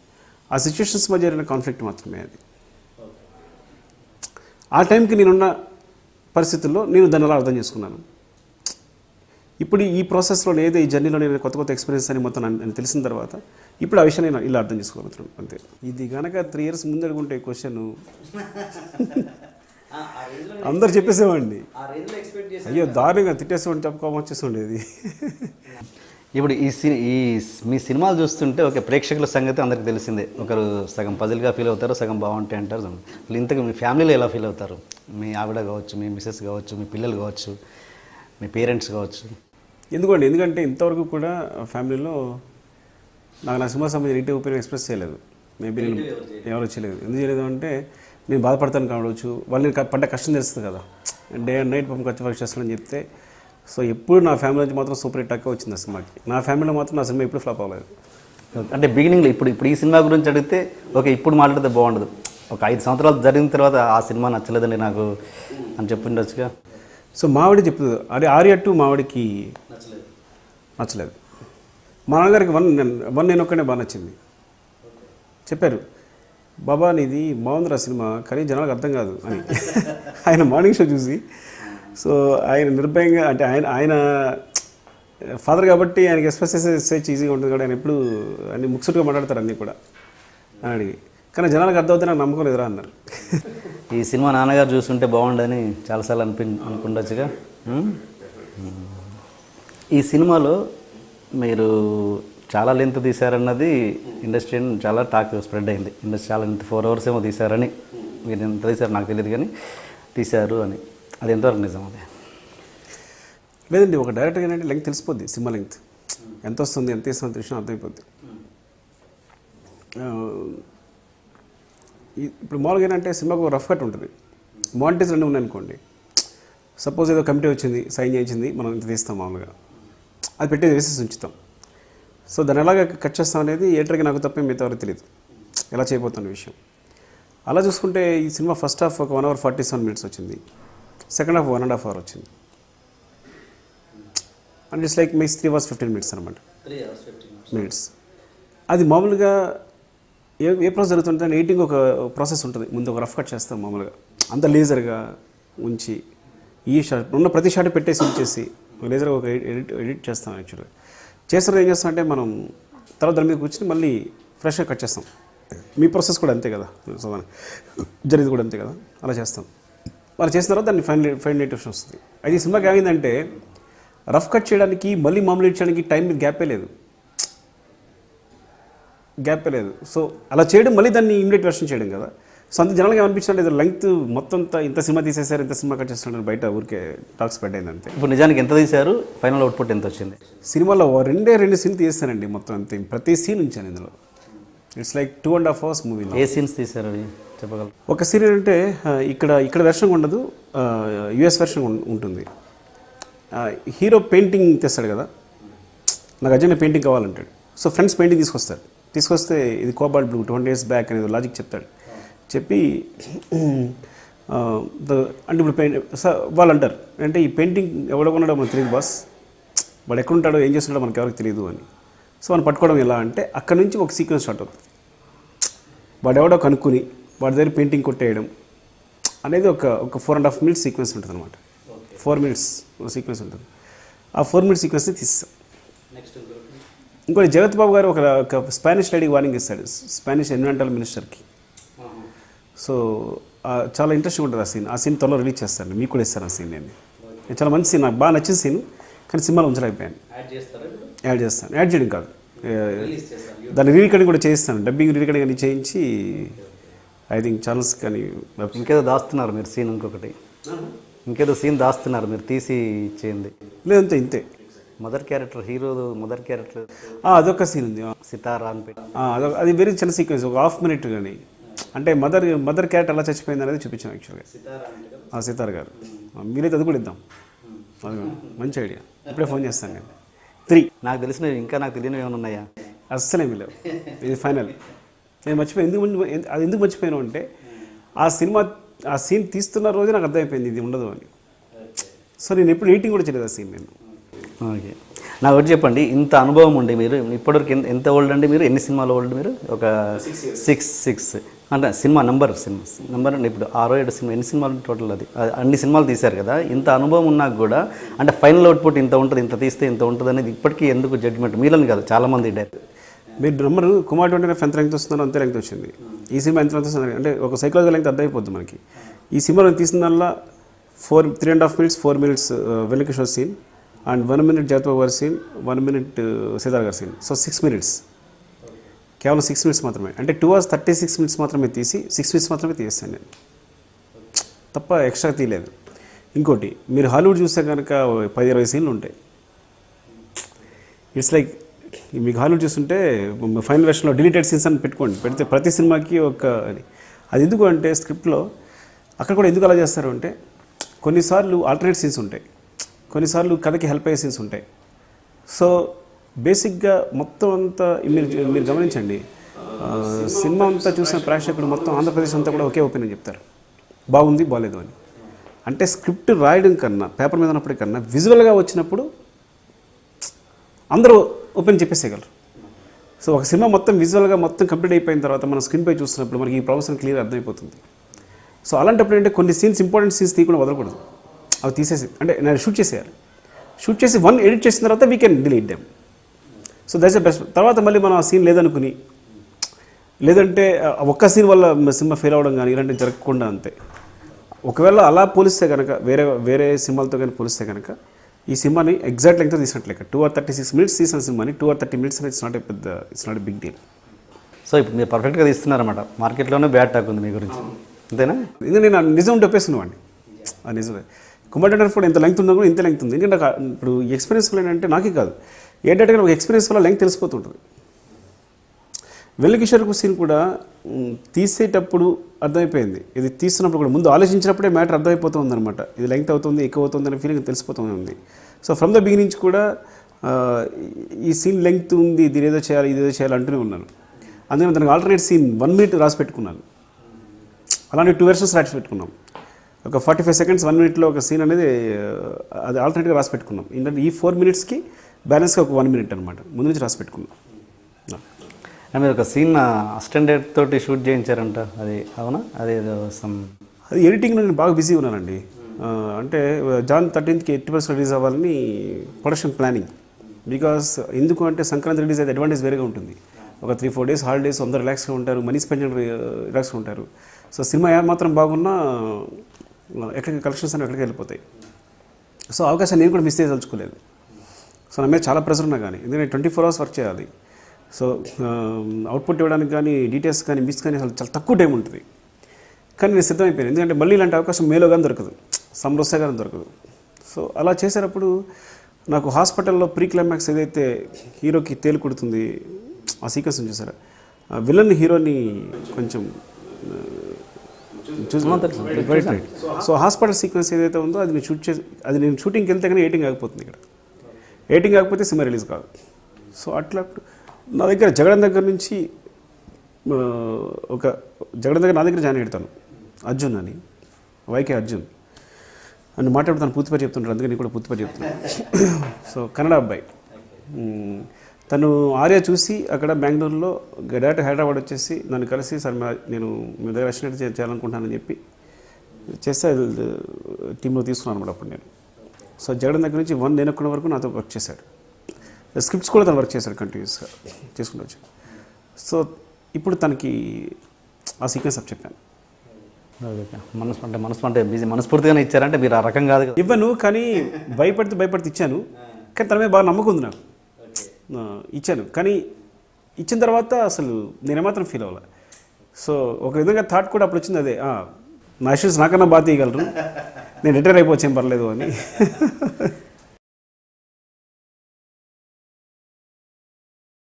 మానేస్తున్నాను కాదు, అంటే తక్కువ సినిమాలు చేస్తానని. ఎందుకంటే మీ ఇంత చెప్పాను కదా, ఎంత ట్రై చేస్తున్నా బౌండ్ స్క్రిప్ట్ రెడీ అవ్వట్లేదు నాకు. సెట్ కేసు మళ్ళీ రాయాల్సి వస్తుంది. అక్కడ మనం సెట్కెళ్ళి మళ్ళీ రాయాల్సి వచ్చినప్పుడు అంటే ఆర్టిస్ట్ అందరూ కూర్చుంటారు, అందరూ వెయిట్ చేస్తుంటారు మన కోసం. ఆ 1 hour నేను క్రిమినల్గా చాలా టెన్షన్ పడిపోతున్నాను.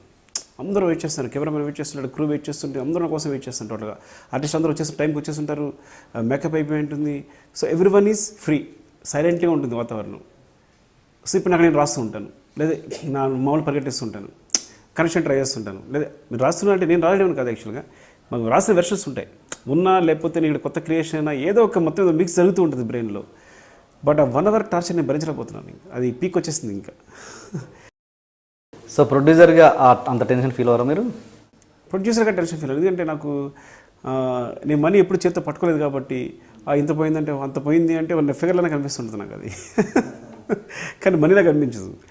కాబట్టి I never spend money with my hands అనమాట. సో నా చేతితో ఏది జరగదు. సో ఏది కావాల్సిన ఇప్పటికీ 100 rupees కావాలో మా అన్నని అడుగుతాను నేను. సో ఆయన ఇస్తాడు, ఆయన పంపిస్తాడు. పొరపాటున హోటల్కి వెళ్ళిపోతాను కానీ చేతి జేబులో మనీ ఉండదు. ఎవరో వెనకాల వచ్చి పలానా చోట ఉన్నాడు అంటే వచ్చి మనీ కొడుతుంటారు. సో కాబట్టి మనీ అనేది అంటే అది నేను గ్రేట్గా ఫీల్ అవ్వట్లేదు, మర్చిపోవడం వల్ల జరిగే ప్రాసెస్ అంతే అది. కాబట్టి సినిమా పోతే బాధపడతానేమో కానీ మనీ ప్రొడ్యూసర్గా I'm very happy, it's not a problem. అది ఎక్కువ బాధించుతున్నాను. మీరు ప్రొడ్యూస్ చేస్తున్న సినిమాలో మీ డైరెక్షన్ ఇన్వాల్వ్మెంట్ ఏముండదంటారా? నేనైతే ఈ తక్కువ సినిమాలు చేద్దాం అనుకుంటాను కదా, ఆ ఫిగర్ ఆ నెంబర్లో ఒకటి ఉండాలి ప్రొడక్షన్లో. డెఫినెట్గా చేస్తాను ప్రొడక్షన్. అదనట్లేదు, మీరు ప్రొడ్యూస్ చేస్తున్న సినిమాలు అదే ఇప్పుడు సూపర్ కుమార్ 21F ఉంది, దాంట్లో మీ డైరెక్షన్ ఇన్వాల్వ్మెంట్ ఏముండదా? అస్సలు లేదు.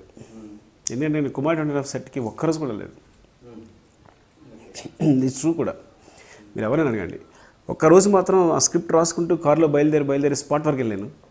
ఆ స్పాట్లో అందరినీ పరిగణించేసి వెనక్కి వచ్చేసాను. ఆ రోజు ఎందుకు కంప్లీట్ అవ్వాలి, నైట్ కంప్లీట్ అవ్వలేదు. సో రాసుకుంటూ కార్లో బయలుదేరి వాళ్ళు టైం అయిపోతుందని చెప్పి, టైం వేస్ట్ అవ్వకూడదని చెప్పి రాసుకుంటూ కార్లో వెళ్ళి అక్కడ స్క్రిప్ట్ ఇచ్చేసి ఆ రోజు సీన్ పేపర్ ఇచ్చేసి వెనక్కి వచ్చాను అంతే. తప్ప ఎప్పుడు నేను వెళ్ళలేదు. ఇన్వాల్వ్మెంట్ ఎంతవరకు ఉంది అంటే కొన్ని సీన్స్లో చిన్న చిన్న కరెక్షన్స్ ఉన్నా ఇక్కడ తీసే బాగుంటుంది, ఈ క్లోజప్ తీసే బాగుంటుంది అలాంటి ఒకటి రెండు సజెషన్ అంతే 18 చూసినప్పుడు అదేనా. ఈ బటర్ఫ్లై విషయంలో చాలా కోయిన్సిడెన్స్ చాలా జరిగాయని షూటింగ్స్లలో అక్కడ అదేంటి ఒకటి ఎక్స్పీరియన్స్ చెప్పండి మీరు. బటర్ఫ్లై నిజంగా వచ్చి వాడడం విచిత్రంగా అంటే మేము ఒక చోట బటర్ఫ్లై హీరో చూస్తూ ఆగిపోవడం షూట్ చేద్దాం అనుకున్నాం. అక్కడ అనుకోకుండా ఫ్లవర్స్ ఉన్నాయి, అనుకోకుండా బటర్ఫ్లై ఎగురుతుంది. మేము షూట్ చేయలేకపోయాం కానీ సరే. అలాగే ఈ స్పెయిన్ వెళ్ళాం. స్పెయిన్లో ఊరికి వెళ్తుంటే ఆ గ్యాస్ ల్యాండ్స్ ఉన్నాయి అక్కడ. ఇలాగ ఒక న్యాచురల్ గ్యాస్ యూనిట్ ఉంది, దాని పేరు butterfly natural gas unit. So ఎక్కడికెక్కడ బటర్ఫ్లై కనిపిస్తూనే ఉంది. విలన్ హీరో సీన్ వాళ్ళ సీన్ షూట్ చేస్తున్నాం, అక్కడ బటర్ఫ్లై ఎగురుతూ వచ్చింది. సో నేను చాలాసార్లు నమ్ముతాను ఈ సినిమా పోదు అని, ఎందుకు ఏదో ఎక్కడో చిన్న సెంటిమెంట్ కొడుతూ ఉందన్నమాట. నేను పెద్దగా బిలీవ్ చేయకపోయినా కూడా అంటే ఏదైనా సరే కోయిన్సిడెన్స్. అదే మధుబాల గారు అరెస్ట్ అవ్వాలి ఎయిర్పోర్ట్లో. అరెస్ట్ అయితే ఆవిడ సేమ్ హెరాస్మెంట్ జరిగింది ఆవిడ వస్తున్నప్పుడు. సేమ్ హెరాస్మెంట్ అంటే ఆవిడ స్పెయిన్ ఎయిర్పోర్ట్లో మలగా ఎయిర్పోర్ట్లో దిగినప్పుడు వాళ్ళు అరెస్ట్ చేశారు ఆవిడ్ని. డాక్యుమెంట్స్ సరిగా లేవని తీసుకెళ్ళారు. ఆవిడకంతా భయం వేసేస్తుందండి, ఏం చేయాలి అర్థం కాల. ఎక్కడ డోర్ ఓవర్ అవుతుంది తీసుకెళ్తున్నాను, ఇంకో డోర్ ఓవర్ అవుతుంది తీసుకెళ్తున్నారని. సో ఆవిడ 1 hour కూర్చోబెట్టారు. ఆవిడ ఏడిపో అంటే ఆవిడ పేపర్స్లో సంథింగ్ ఏదో ప్రాబ్లం ఉంది. వాళ్ళు ఏదో సంథింగ్ దే ఎక్స్పెక్టెడ్ సంథింగ్ అనమాట, వేరే కేసు ఏదో సంథింగ్ ఏదో అనుకుని. తర్వాత ఇక్కడ నుంచి మా గోపి గారని అక్కడ వింటారు కదా ఫారిన్ కోఆర్డినేటర్. సో వాళ్ళందరూ కల్పించుకుని ఏదో మొత్తం మీద రిలీజ్ చేశారు. సో ఆవిడ సేమ్ ఎక్స్పీరియన్స్ జరిగిన వల్ల ఆవిడ సేమ్ క్రై అనమాట. అక్కడ ఎయిర్పోర్ట్లో ఆవిడ ఏడుస్తూ వెళ్తుంది చూసారా పట్టుకుంటే. నేను ఫస్ట్ టైం చూస్తే ఆవిడ చాలా న్యాచురల్గా చాలా బాగా చేస్తుంది, నిజంగా ఏడుస్తుంది పరిగెడుతుంది అంటే నాకు అర్థం కాల. నేను కరెక్ట్గా మీకు ఎక్స్ప్లెయిన్ చేయలేదు. ఇది బిఫోర్, నేను షూట్ చేసే ముందు జరిగింది ఇది. ఆవిడ వస్తున్నప్పుడు షూట్ చేసిన తర్వాత. సో చాలా న్యాచురల్ పర్ఫామ్ చేసింది. నేను కరెక్ట్గా మీకు ఎక్స్ప్లెయిన్ చేయలేదండి, ఎంత న్యాచురల్ పర్ఫామ్ చేశారు అసలు. ఎట్లా అంటే అలా కూర్చో ఒక లుక్ ఇచ్చింది ఆవిడ. ఏంటంటే నాతో ఇదే జరిగింది అని. వాళ్ళ అసిస్టెంట్ వైపు చూపించి వీడిని ఎప్పుడు జీవితం హక్ చేసుకోలేదు నేను, ఆ రోజు గట్టిగా వచ్చి ఏడు హక్ చేసేసుకున్నాను పోలీసులు రిలీజ్ చేయగానే అని. సో అండ్ ఈ అరెస్ట్ గురించి చెప్పండి, చాలా డౌట్స్ ఉన్నాయి. ఆ అరెస్ట్ ఎందుకు జగపతి బాబు గారు ప్లాన్ చేసిందా లేకపోతే ఎలా, అది ఎలా ఆ సీన్ కన్సిడర్ చేసి? అంటే యాక్చువల్గా విలన్ కాబట్టి, బ్యాడ్ పర్సన్ కాబట్టి ఫ్లాష్ బ్యాక్లో డ్రగ్స్ కూడా సరఫరా చేసేవాడు. వాడు వెళ్ళడానికి ఏదైనా చేస్తాడు అంటే డ్రగ్స్ కూడా సరఫరా చేసేవాడు. సరఫరా చేస్తున్నప్పుడు పొరపాటున పోలీసులు ఎవరికి తెలిసింది, పట్టుబడిపోతుంది. ఇప్పుడు తను కూడా లాక్ అయిపోతాడు ఆవిడతో పాటు. సో మొత్తం అంతా బయటకు వస్తుంది. అది ఎప్పుడు తెలిసింది ఆయనకి? టాయిలెట్కి వెళ్ళినప్పుడు తెలిసిందా, వచ్చేటప్పుడు తెలిసింది కదా? మరి అతను టేబుల్ మీద బెంచ్ మీద నుంచి లేచేటప్పుడు ఒక క్లోజ్ చేశారు మీరు, డౌట్ కాదు ఏమంటారు విలనీ లుక్ ఇచ్చారు. ఏంటి దాని అర్థం ఏంటి? ఈ మొత్తం ఎపిసోడ్లో ఆయన విలనీ లుక్లో కనిపించింది, కానీ ఆయన చూపించే ప్రేమ కూడా అదే లుక్ అనమాట యాక్చువల్. అంతే. ఆయన హస్బెండ్ వాళ్ళు భార్య పిల్లల వైపు చూపించేది కూడా, ఇప్పుడు సపోజ్ వైఫ్తో పిల్లలతో చాలా ఆనందంగా హ్యాపీగా ఉన్నాడు అనుకుంటే, మనకి మళ్ళీ ఆ చిన్న ఎపిసోడ్లో మళ్ళీ ఆయన మీద బాగానే ఉన్నాడు కదా, వైఫ్ అంటే ప్రేమే కదా, పిల్లంటే ప్రేమ కదా, ఎందుకు ఇలా చేసినా అనిపిస్తుంది. సో ముందు వాళ్ళతో బిహేవ్ చేసినప్పుడు కూడా కొంచెం ఇట్స్ లైక్ చాలా ప్రొఫెషనల్గా బిహేవ్ చేశారు ఉద్దేశంతో లుక్ అనమాట యాక్చువల్గా. సో అది నెగిటివ్ లుక్ కాదు, నెగిటివ్ లుక్ కాదు, జస్ట్ చూస్తాను అంతే, ఇలా అంటాడు అంతే. సో అది నెగిటివ్ లుక్ కాదు, మేబీ అది మిస్టేక్ అయ్యి ఉండొచ్చు. నేను అలా అర్థం చేస్తున్నాను, ప్రేక్షకులు ఆడియన్స్ అలా అర్థం చేస్తారు. సరే, ఈ బాల్ గేమ్ అనేది చాలా ఎక్స్ట్రాడినరీగా పండింది సినిమాలో. అసలు ఆ థాట్ ఎవరిది, ఎక్కడి నుంచి పుట్టింది, దాని బ్యాక్ డ్రాప్ ఏంటి చెప్పండి. యాక్చువల్గా మనం ఎవరు మాట్లాడుతున్నప్పుడు ఎక్స్పెక్ట్ చేస్తుంటాం, మీరేం నెక్స్ట్ ఏం మాట్లాడతారు. ఇప్పుడు అంటే అనేది ఏంటంటే కొత్త పర్సన్స్ ఎవరు మీట్ అయ్యేటప్పుడు బిజినెస్ మాట్లాడుతున్నాం. బిజినెస్ మాట్లాడేటప్పుడు వాళ్ళు ఏం మాట్లాడబోతున్నారు, వాళ్ళ బాడీ లాంగ్వేజ్ ఏంటి, కూర్చున్నప్పుడు వాళ్ళ బాడీ లాంగ్వేజ్ ఏంటి, చాలా వర్కౌట్ అవుతుంటాయి.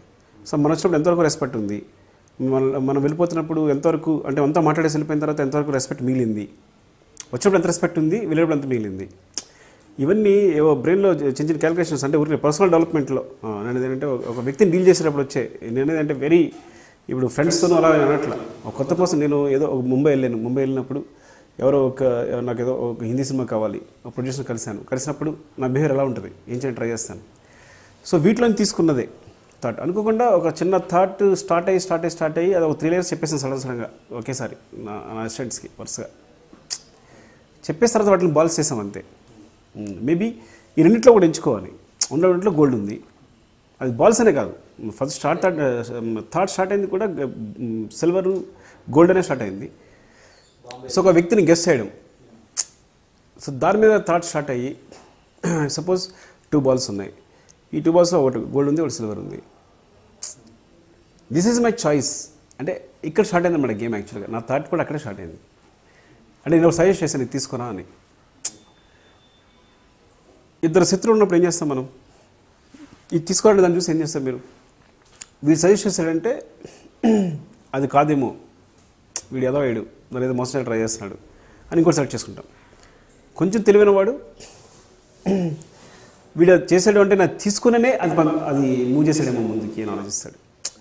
సో ఇందులో షార్ట్ అయ్యి వరుసగా ఒక 2-3 layers చెప్తున్నప్పుడే కనెక్ట్ అయిపోయి చెప్పేశాను వరుసగా. ఇది ఒకే ఫ్లో థాట్ అనమాట, జస్ట్ 2-3 minutes అంతే థాట్ అంతా. తెలుసుకో పెద్ద ఆలోచించుకోవడం లేదు, ఒక్కొక్కసారి అలా కనెక్ట్ అయిపోతుంటుంది అంతే.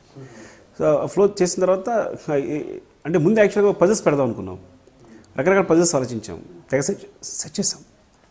కానీ పజిల్ అది పెద్ద ప్రాసెస్ అయిపోతుంది. ఒకవేళ నిజంగా హీరో సాల్వ్ చేసినా కూడా పెద్ద ఇంట్రెస్టింగ్గా ఉండదు. కానీ ఇలాంటి విషయానికి మనం ఏదైతే అనుకుంటున్నామో అది హీరో ఎక్స్ప్లెయిన్ చేస్తే చాలా బాగుంటుంది అనుకుని ఇప్పుడు థాట్ అనమాట. ఓకే. అండ్ బిగినింగ్ టైటిల్స్ అది ఎక్కడి నుంచి పుట్టింది? ఎక్కడ ఈ సినిమాలోంచి ఇన్స్పైర్ అయ్యారా లేకపోతే? సినిమా నుంచి ఇన్స్పైర్ అయింది. ఎందుకంటే మొత్తం సినిమా తీసుకున్నప్పుడు అంతా చైన్ రియాక్షనే. సో దాని మీద టైటిల్స్ వేసి ఎలా ఉంటుంది అని.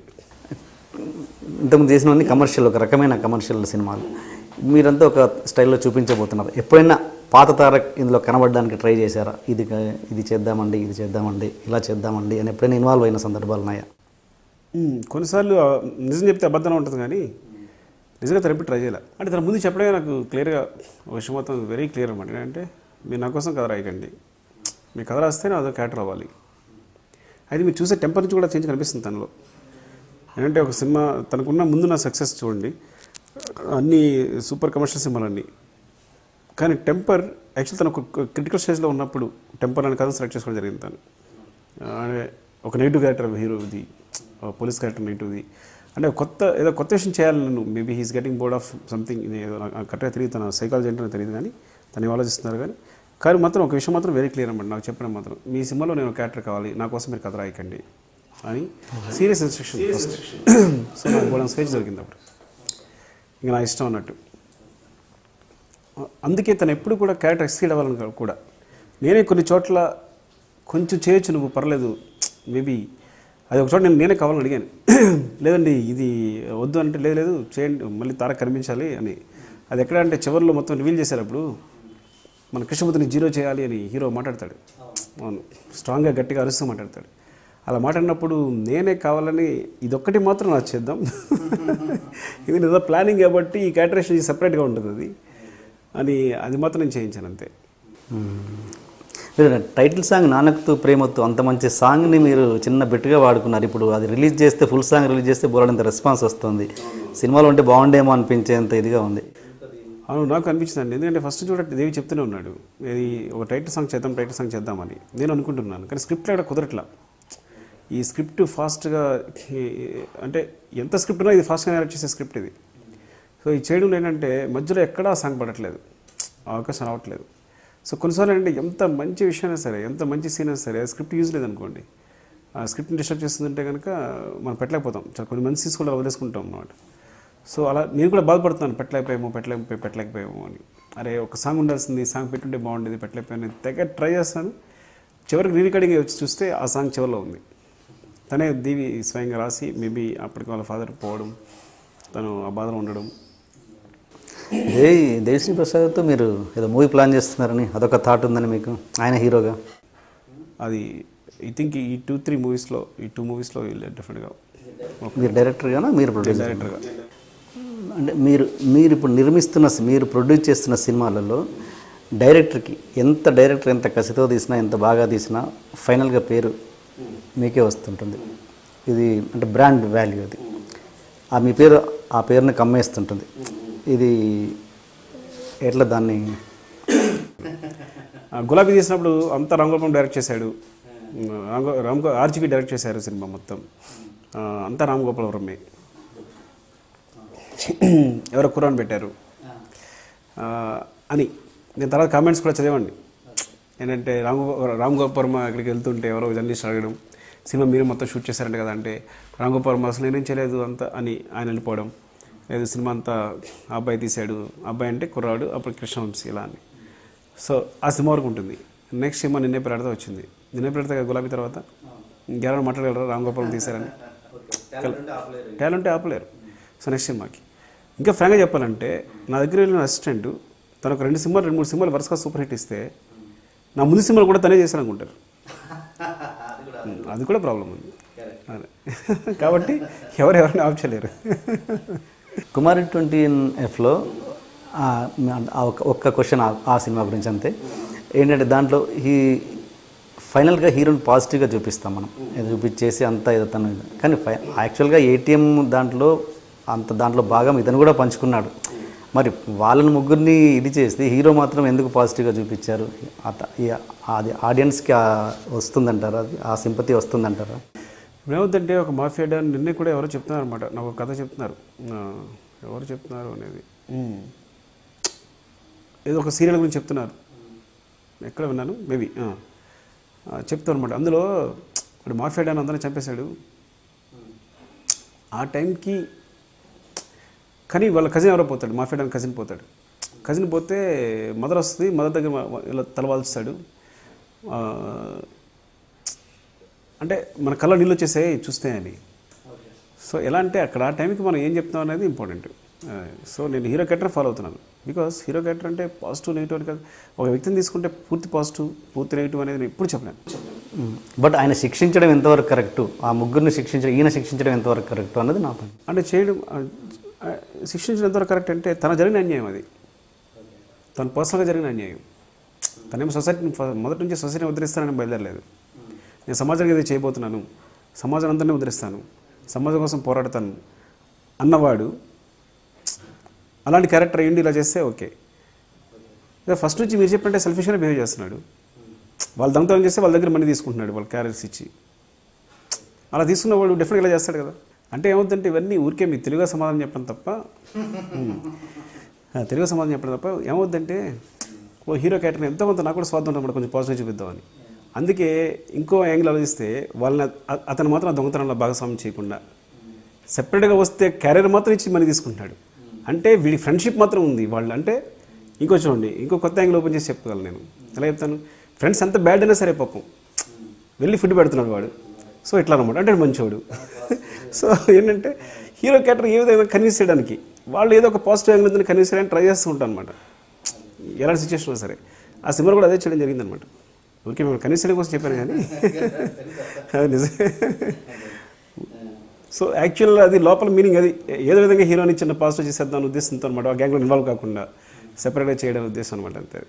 ఇంకోటి బయట ప్రొడ్యూసర్స్ ఇప్పుడు ఓకే ఇన్ని సినిమాలు చూసిన తర్వాత బయట ప్రొడ్యూసర్ సుకుమార్ గారితో సినిమా అంటే కొంచెం జంకే పరిస్థితే కదా. ఇప్పుడు లేదుగా, ఇప్పుడు సినిమా హిట్ కదా, ఇప్పుడు సినిమా హిట్ కదా, సినిమా సక్సెస్ కదా. పైగా 6 నెలలు అయిపోయింది, July 5th స్టార్ట్ చేశాను, Jan 10th రిలీజ్ చేశాను. సో ఇప్పుడు మూవీ 6 monthsలో ఓ సినిమా చూడండి. కానీ విచిత్రం ఏంటంటే మీరు అనుకున్నట్టు ప్రేక్షకులు ఎంత మంచి వాళ్ళు, ప్రొడ్యూసర్ అంత మంచివాళ్ళు. ఎంతవరకైనా సరే ఎంత మంచివాడు అంటే ఇప్పటికీ ఐఎమ్ గెటింగ్ మూవీస్. నాకు ఇంకా సినిమాలు చేయడానికి అవకాశం వస్తూనే ఉన్నాయి. హిట్గా అందుకే వచ్చింది. అది కూడా కాదు, మన తర్వాత కూడా వచ్చింది నాకు సినిమా. వన్ లాంటి ఫ్లాప్ తర్వాత కూడా ఒక ఫ్లాప్తో డైరెక్టర్ కెరీర్ ఆగిపోదుగా. మేబీ అది కావచ్చు. నేను అలాంటి ప్రాబ్లం వల్ల మీరు ప్రొడ్యూసర్ అవ్వడం స్టార్ట్ చేశారా? అలాంటిది ఏం లేదు. కేవలం ఏంటంటే ఒకటి బేసిక్గా స్టార్ట్ చేసింది, అనుకోకుండా ప్రొడక్షన్ స్టార్ట్ అయింది. సో ప్రతాప్ డైరెక్టర్గా సినిమా చేయాలనుకున్నాను, ఒక సినిమా చేద్దామని. So I want to support Pratap అనమాట. ఫస్ట్ స్క్రిప్ట్ పరంగా వాటి పరంగా నేను సపోర్ట్ చేద్దాం అనుకున్నాను. అలా చేసే ప్రాసెస్లో నేను ప్రొడ్యూసర్ అయిపోయాను అనుకున్న పరిస్థితుల్లో. సో ఫస్ట్ ఆఫ్ ఆల్ ఏంటంటే ఇంకా ప్రొడ్యూసర్ అవుతున్నప్పుడు నాకు ఒక సందేహం కలిగింది, నేను ప్రొడక్షన్ చేద్దామా లేదా అనేది. ఆ పాయింట్లో కూర్చొని ఆలోచించినప్పుడు అంటే దేర్ ఆర్ మెనీ నా అసిస్టెంట్ డైరెక్టర్స్. మీ నంబరు నా దగ్గర షాడోలో ఉన్నాను కాబట్టి అలా ఉండిపోతాను. కానీ so I think 8 to 9 members are there, they ready to, అంటే వాళ్ళు ఎంత మంచి స్క్రిప్ట్స్ రెడీగా ఉన్నారు అంటే they are like now guns అనమాట. ఇంకెవరన్నా చేస్తే ఫైర్ అయిపోతారు, అలా ఉన్నారు. సో వాళ్ళందరూ మీరే ఇంట్రొడ్యూస్ చేస్తున్నారు. నాకు టైం ఉంటే అందరినీ, లేదంటే కొందరిని అలా. సో ఇందులో నాకు వెంకీ అని 14 Reels వెంకీ డైరెక్ట్ చేస్తున్నాడు. He got a chance to direct a film production. అలాగే అర్జున్ మీకు చెప్పాను కదా, హాస్పిటల్ ఎపిసోడ్ అబ్బాయి డైరెక్ట్ చేస్తున్నాడు ఇంకో సినిమా. అలాగే నా కజిన్ కమ్ ఫ్రెండ్ అనమాట, మొదటి నుంచి తను కూడా, నేను మ్యాథమెటిక్స్ లెక్చర్, తను physics lecture, chemistry lecture, 3 lectures కలిపి బయటకు వచ్చేసాము యాక్చువల్గా. సో తను నెక్స్ట్ దర్శకుడు అని ఆ సినిమా డైరెక్ట్ చేస్తున్నాడు. ఓకే. మీరు దిల్ రాజు గారి సినిమా తీసిన తర్వాత మళ్ళీ ఇంకా ప్రొడక్షన్లకి అంటే ఇప్పుడు మళ్ళీ మీ కలయిక జరగలేదు. అంటే చెప్పాక అప్పుడు చిన్నపిల్లలా బిహేవ్ చేశానని కొంచెం అంటే జగన్ టైంలో ఏంటంటే ఇలాగే ఉండాలి సినిమా అని, ఇలాగ ఉండాలంటే ఆయనకి నాకు గొడవ జరిగింది. ఊరికే చెప్తా సరదాగా, ఇప్పుడు ఇది నేను చిన్నపిల్లలా బిహేవ్ చేస్తాను యాక్చువల్గా చెప్పాలంటే. అంటే కుదరదు, ఇలాగ ఉండాలి సినిమా, ఇలాగ చేస్తాను నేను అదేం చెప్పి. సో ఆయన కన్విన్స్ ట్రై చేశారు కానీ నేను ఒప్పుకోకుండా సినిమాను ఆ టైం నైట్ క్యాన్సిల్ చేసేసి నైట్ ముహూర్తం పెట్టేసి నైట్ వేరే ప్రొడ్యూసర్తో వేరే హీరోతో సినిమా స్టార్ట్ చేశాను జగడం యాక్చువల్గా. సో అప్పుడున్న కోపంలో దాంట్లో కానీ చాలా ప్యాషన్గా చేశాను ఆ సినిమా, జగడం అనే సినిమాని. మేబీ ఫెయిల్ అయింది, కానీ తర్వాత it's like we are very good friends. కానీ కుదరలేదు అంతే, ఇది అది రన్ అవుతున్నాం ఎప్పటికప్పుడు అనుకుంటున్నాం కానీ కుదరట్లేదు. మీరు చిన్నపిల్లడి మనస్తత్వం అందరికీ అర్థమైపోతుంది. అదే స్టేజ్ మీద చేసేది అప్పుడు చూసాను ఏంటి ఈ మదర్కి అది ఏంటి ఎవరుగా అనిపిస్తుందేమో చూసేవాళ్ళకి అని చెప్పేసి మదర్కి చేయడం. అమ్మా ఇక్కడ ఒక్క నిమిషం మీ అందరి ముందు కొంచెం ఓవర్ కానీ. సూపర్ సుకుమార్ గారు, సూపర్, వి లవ్ యూ. అది నిన్న సక్సెస్ మీట్లో డైరెక్షన్ డిపార్ట్మెంట్ నన్ను పిలిచేసి, మీరు చైల్డిష్ అనుకోకండి,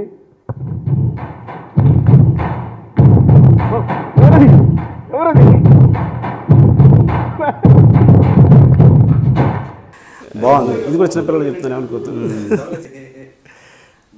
మా మదర్ కూడా ఏంటంటే నాకు బాగా, ఇప్పుడు ఎవరైనా తల్లిదండ్రులు అందరూ చూపించాలనుకుంటారు, నాకు ఏమో అందరికీ ఉన్నట్టే నాకు ఉంది ఆ ఫీలింగ్. అంటే ప్రపంచం అందరూ మా అమ్మ నాన్న ఇదేం చూడాలని ఏదో చిన్న ఫీలింగ్. మీరు ఇది కూడా చిన్నపిల్లలు చెప్తున్నాను అనుకోవద్దు. మీరు చిన్నపిల్లలని నేను ఎప్పుడో నమ్మేశాను. సో అలా అనుకున్నప్పుడు ఫిల్మ్ఫేర్ అవార్డు వచ్చింది బెస్ట్ డైరెక్టర్ ఆర్య సినిమాకి. సో దేవి అవార్డు అందుకున్నప్పుడు వాళ్ళ మదర్ ఫాదర్ని చూపించారు. నేను కూడా అవార్డు అందుకుని మా మదర్ ఫాదర్ని చూపిస్తారని నేను కూడా చెప్పాను. ఏది మీకు అందరికీ మళ్ళీ నేను కూడా మదర్ ఫాదర్ అంటే మా అమ్మ నాన్న అన్నీ చేశారు, మా అమ్మ నాన్న నేను దూరం పైకి వచ్చాను, మా అమ్మ నాన్న వల్లే నేను ఈ స్థాయిలో ఉన్నాను. అంటే సక్సెస్ అయిన ప్రతి ఒక్కరు కూడా, ఎవరైతే సక్సెస్ అవుతారో సక్సెస్ అయిన ప్రతి ఒక్కరు కూడా నేను మా మదర్ ఫాదర్ వల్ల ఇలా ఉన్నాను, అమ్మ నాన్న వల్లే ఈ స్థాయిలో ఉన్నాను, వాళ్ళ ప్రోద్బలం ఇలా ఉన్నానని చెప్పి బోర్ కొట్టిస్తుంటారు. అలా బోర్ కొట్టించోలే నేను మొట్టమొదటి కావాలనుకుంటున్నాను అని చెప్పి మా అమ్మ నాన్న అని చూపించాను. కానీ మొత్తం కెమెరాలో వాడు తిరిగే క్రౌడ్ వైపు, కానీ మా మదర్ ఫాదర్ వాళ్ళకి తిరగలేదు, అది వాళ్ళు చూపించలేదు. నేను డిసప్పాయింట్ అయిపోయాను. అయ్యో మా అమ్మ నాన్న కూడా చూపించుంటారు కదా టీవీలో అని. లైవ్ కదా, రికార్డెడే. కానీ తర్వాత అంటే మనం అంత ప్రోగ్రామ్ మొత్తం కంటిన్యూస్గా జరుగుతుంటుంది కదా, పెద్ద ప్రోగ్రామ్ కదా, ఇట్స్ వెరీ బిగ్ క్రౌడ్. వాళ్ళ ఉంటుంది కదా, ఏదైతే అంత మేనేజింగ్ కమిటీ ఏదో ఉంటుంది కదా వాళ్ళు. సో వెంటనే జరిగితే వెంటనే ఇంకో అవార్డు ప్రకటిస్తుంటారు, పైగా 3 లాంగ్వేజెస్ అవార్డ్స్ కదా అన్నీ కూడా. సో అట్లా అది ఉండిపోయింది అనమాట. సరే అంటే మేబీ లోపల ఆ కోరిక ఉండిపోవడం వల్లనేమో, మేబీ అది కూడా ఒక కారణం అయ్యి ఉండొచ్చు. మదర్ కిందికి వచ్చి దిగి ఇది చెప్పింది కుమార్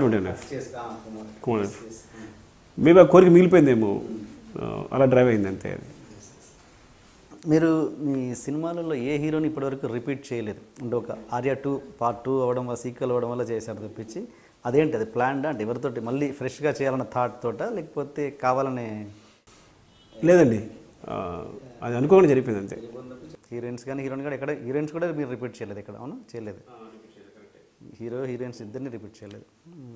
రిపీట్ అంటే నాకు తెలిసి ఇంకే మహేష్ బాబు, తారక్ కాకుండా ఇంకా నెక్స్ట్ మరి పవన్ కళ్యాణ్కి వెళ్తున్నారా, ఇంకా దేనికి వెళ్తున్నారు? అయ్యో లేదండి, స్టిల్ ఇంకా డిస్కషన్ స్టేజ్లో ఉంది అంతా కూడా.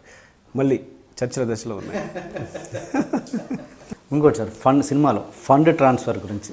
ఫండ్ ట్రాన్స్ఫర్ అనేది నిజంగా అంత ఈజీయా, లేదంటే మీరేదో సినిమాటిక్ లిబర్టీ తీసుకొని చేశారా? అదే చెప్తాను. ఏంటంటే ఇన్ని హాలీవుడ్ సినిమాలు చూస్తాం, నేను దీని లాజిక్ చెప్తాను కానీ చెప్పకూడదు అనుకుంటాను. ఎందుకు చెప్పకూడదు అనుకుంటానంటే, మీరు ఇన్ని హాలీవుడ్ సినిమాలు తీస్తారు, ఎన్నిసార్లు ఫండ్ ట్రాన్స్ఫర్ అయింది చూడండి. ఒక్కరెవరైనా అడిగారా? సో ఒక తెలుగు సినిమాలో సడన్గా వచ్చేసరికి అందరూ they are asking the same question. That's my answer, అంతే. వాళ్ళ ఆన్సర్ చెప్తే నేను కూడా ఆన్సర్ చెప్తాను. సో అక్కడ కూడా చిన్న చిన్న లాజిక్స్ అనుకున్నాం, ఎక్కువ డైరెక్ట్ తీసేసాం యాక్చువల్గా. సో అమ్మాయి చూసి టైప్ చేసిన తర్వాత ఇట్స్ టు ఆల్ అకౌంట్స్ అనమాట. సో మెనీ థౌజండ్స్ ఆఫ్ అకౌంట్స్కి ట్రాన్స్ఫర్ అవుతుంది యాక్చువల్గా. సో ఒక్క అకౌంట్కి ట్రాన్స్ఫర్ అవుతుంది, అది ఇప్పుడు జరగదు అది యాక్చువల్గా. ఇంకోటి ఆ రివెంజ్ అన్నది, నేను చిన్నప్పుడు మీరు ఏది విలన్కి హీరో ఫాదర్కి ఎక్కడ కూడా సీన్స్ పెట్టలేదు మీరు. అంటే అది లేకుండా, అది బలంగా లేకుండా హీరో ఎంత రివెంజ్ తీసుకుంటే మాత్రము ఆడియన్స్కి ఎలా కనెక్ట్ అవుద్ది, అది అంటే బేసిక్ సినిమా పాయింట్ కదా, అది ఎందుకు మిస్ అయ్యారు మీరు? అంటే కావాలని మిస్ అయ్యారు? నేను కావాలని వద్దనుకున్నానండి. ఇదే డిస్కషన్ వచ్చింది. వచ్చామంటే ఎప్పుడు విలన్ తండ్రిని ఎలా మోసం చేశాడు చూపిస్తున్నాం. అది కాకుండా ఇన్ఫ్లుయెన్స్ చూపిద్దాం ఈసారి. మోసం చేసిన తర్వాత తండ్రి పడ్డ బాధలు ఏంటి, ఇది ఎక్కువ కనెక్ట్ చేద్దాం ఆడియన్కి అని. అంటే మీరు ఎలాగూ బలంగా నమ్మాను అది. నేను వాయిస్ ఓవర్ మీద చెప్పారు ఎలాగూ, అక్కడ విజువల్ మోసం చేశాడు అంతే, మోసం చేశాడు. సో చేస్తే అది మరీ కామన్ పాయింట్, అది చాలా కొత్తగా చూపించాలి. ఏదో మోసం చేయడం అనేది ఎలా ఉంది ఏంటనేది. అంటే సాధారణంగా ఏంటంటే, అంటే నేను ఎక్కువ దీన్ని నమ్ముతాను. అంటే ఎక్కడైనా అలాంటి అవకాశం వస్తే వదలను. ఎలాంటి అవకాశం అంటే ప్రత్యక్షంగా కాకుండా పరోక్షంగా చూపించడం అనేదాన్ని. సో ప్రత్యేకంగా ఒక ఇన్సిడెంట్ జరిగింది. ఇప్పుడు ఇట్స్ లైక్ ఏ విజువల్ అనమాట. ఎలా అంటే ఇప్పుడు సర్కట్లో ఉంటుంది, ఇన్సిడెంట్ ఉంటుంది రామగోపురం గారిలో. అంటే ఇట్స్ లైక్ బాంబ్ బ్లాస్ట్ అవుద్ది, అది ఉండదు. పక్కన అది వచ్చి తగిలి ఎవడ పడిపోవడం మాత్రం ఉంటుంది. ఇదని కాదు, చాలా చాలా విషయాల్లో. ఇది ఊరికి బండగ ఒక ఎగ్జాంపుల్ వచ్చి గుర్తొచ్చాను కానీ. సో ఏదైనా సరే అలాగేంటంటే ఇక్కడ బాంబు పేలడం లేదు, కానీ అందువల్ల బాంబు పేలిన తర్వాత బాధితులు ఎలా ఉన్నారని చూపిస్తాను అనమాట. అలా విలన్ మోసం చేయడం లేదు, కానీ మోసం చేసిన తర్వాత ఫాదర్ ఎన్ని బాధలు పడ్డాడని చూపిస్తాను అనమాట. ఇది రొటీన్గా ఉంటుంది ఈ మోసం చేయడం అనే దాన్ని చూపించడాన్ని, కానీ బాధపడ్డది చూస్తే కొత్తగా ఉంటుంది. అట్ ద సేమ్ టైం ఆడియన్ ఎమోషనల్గా కనెక్ట్ అవుతాడు. అంటే నేను స్ట్రాంగ్గా బిలీవ్ చేసింది, మేబీ అలా కావచ్చు కాకపోవచ్చు, నేను స్ట్రాంగ్గా బిలీవ్ చేస్తుంటే అతను ఎన్ని బాధలు పడ్డాడు. ఒక బిలియనీర్ అడుక్కున్నాడు, ఒక బిలియనీర్ రోడ్డుని పడ్డాడు, అంటే ఒక బిలియనీర్ ఐబ్రోస్ తీసుకున్నాడు, ఐడెంటిటీ మార్చుకున్నాడు, బిలియనీర్ బాత్రూమ్ తుడుస్తున్నాడు. అంటే చాలా ఇంపాక్ట్ ఉంటుంది మోసం చేయడం కన్నా అనేది బాగా నమ్మాను. అందువల్ల కావాలనే అవాయిడ్ చేస్తాను అనమాట నేను. ఓకే. అండ్ ఆ హీరో ఫాదర్లు ఆ రివెంజ్లో ఎంతవరకు అర్థం ఉందండి అసలు? ఎందుకంటే ఆ రివెంజ్ ఎంతవరకు మహా అంటే ఆయన ఏంటి, కొన్ని కోట్లు పోగొట్టుకున్నాడు, అంతకంటే ఒక మనిషిని లాస్ అవ్వలేదు, ఫ్యామిలీని లాస్ అవ్వలేదు, కొన్ని కోట్లు పోగొట్టుకున్నాడు. ఒక పాజిటివ్ మనిషి అయితే ఏం చేస్తాడు, మామూలుగా అయితే అన్ని కోట్లు మళ్ళీ సంపాదించి తన స్టేటస్ని మళ్ళీ తెచ్చుకుంటాడు, వాడికి బుద్ధి తెప్పడం ఇలా చేస్తాడు. కేవలం ఒక డబ్బు కోసము తన జీవితాంతం ఒక మనసులో పెట్టుకొని కొడుకులను కూడా దానికి చేసి, అది ఎంతవరకు కరెక్ట్? ఒక నెగిటివ్ ఇది కదా. అందుకే హీరో అన్నాడంటే మోసం చేసిన వాడే పైకి వస్తాడన్న దానికి ప్రత్యేకంగా మిగిలిపోయాడు రావాడు అని. అంటే మోసం చేసినాడు అలాగే ఉండిపోతే ఇంకా ప్రపంచంలో కష్టపడాల్సిన అవసరం ఉంది. There are 2 chances. One is you can earn money. అదే ఒక అమ్మాయి ఉంది, ఒక అందమైన అమ్మాయి ఉంది, ఒక షాప్లో వర్క్ చేస్తుంది అనుకుందాం, ఒక షాప్లో వర్క్ సంపాదిస్తుంది అనుకుందామండి. అదే అమ్మాయి వేరే ప్రొఫెషన్ తీసుకుని సంపాదిస్తుంది అనుకుందామండి. సో ఇలాంటి అవకాశం ఉన్నప్పుడు అలా ఎందుకు కష్టపడి సంపాదించడం? అప్పుడు అంటే మోసం చేసిన వాడు అలా ఉండిపోతున్నాడు, అక్కడే ఉంటున్నాడు. వాడికి పతనం తెలియాలి, తెలిస్తేనే ప్రపంచంలో మోసం చేసిన వాడు పైకి వచ్చిన ఎప్పుడప్పుడు పడిపోతున్న విషయం తెలియాలి. లేదంటే వాళ్ళు అలాగే బతుకుతున్నారు, వాళ్ళు అలాగే చచ్చిపోతున్నారు. ఇక ప్రతి ఒక్కరు మోసం చేసే పైకి రావాలనుకుంటాడు అని చూస్తే. కృష్ణమూర్తి చూసిన ఎగ్జాంపుల్ చూస్తే, అరే వాడు మోసం చేసే పైకి వచ్చాడు కదా, నేను కూడా మోసం చేసే పైకి రావాలరా. సో నేను చేయాలనుకున్నాను ఏంటంటే వాడికి అది తిరిగి చెప్పాలనుకున్నాను.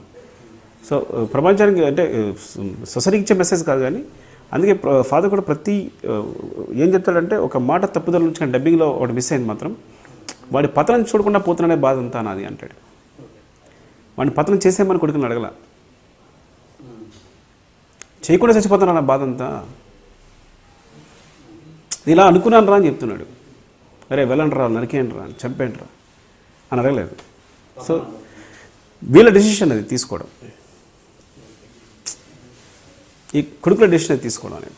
అంటే ఈ రివెంజ్లో కూడా మీరు ఎక్కడ సీన్స్ ప్లే చేయలేదు, ఎంతసేపు వాళ్ళిద్దరి మధ్యలో డైలాగ్స్ పరంగా జరుగుతున్నాయి తప్పించి ఇతను ఇంటెలిజెంట్ అని చెప్తున్నారు హీరో, బట్ ఎక్కడ కూడా సీన్స్ పరంగా మీరు ఎక్కడా చూపించలేదు. ఎంతసేపు ఈ బాల్ ఒకటి ఆ డైలాగ్స్ పరంగా నడుస్తున్నాయి తప్పించి 4 గోడల మధ్య.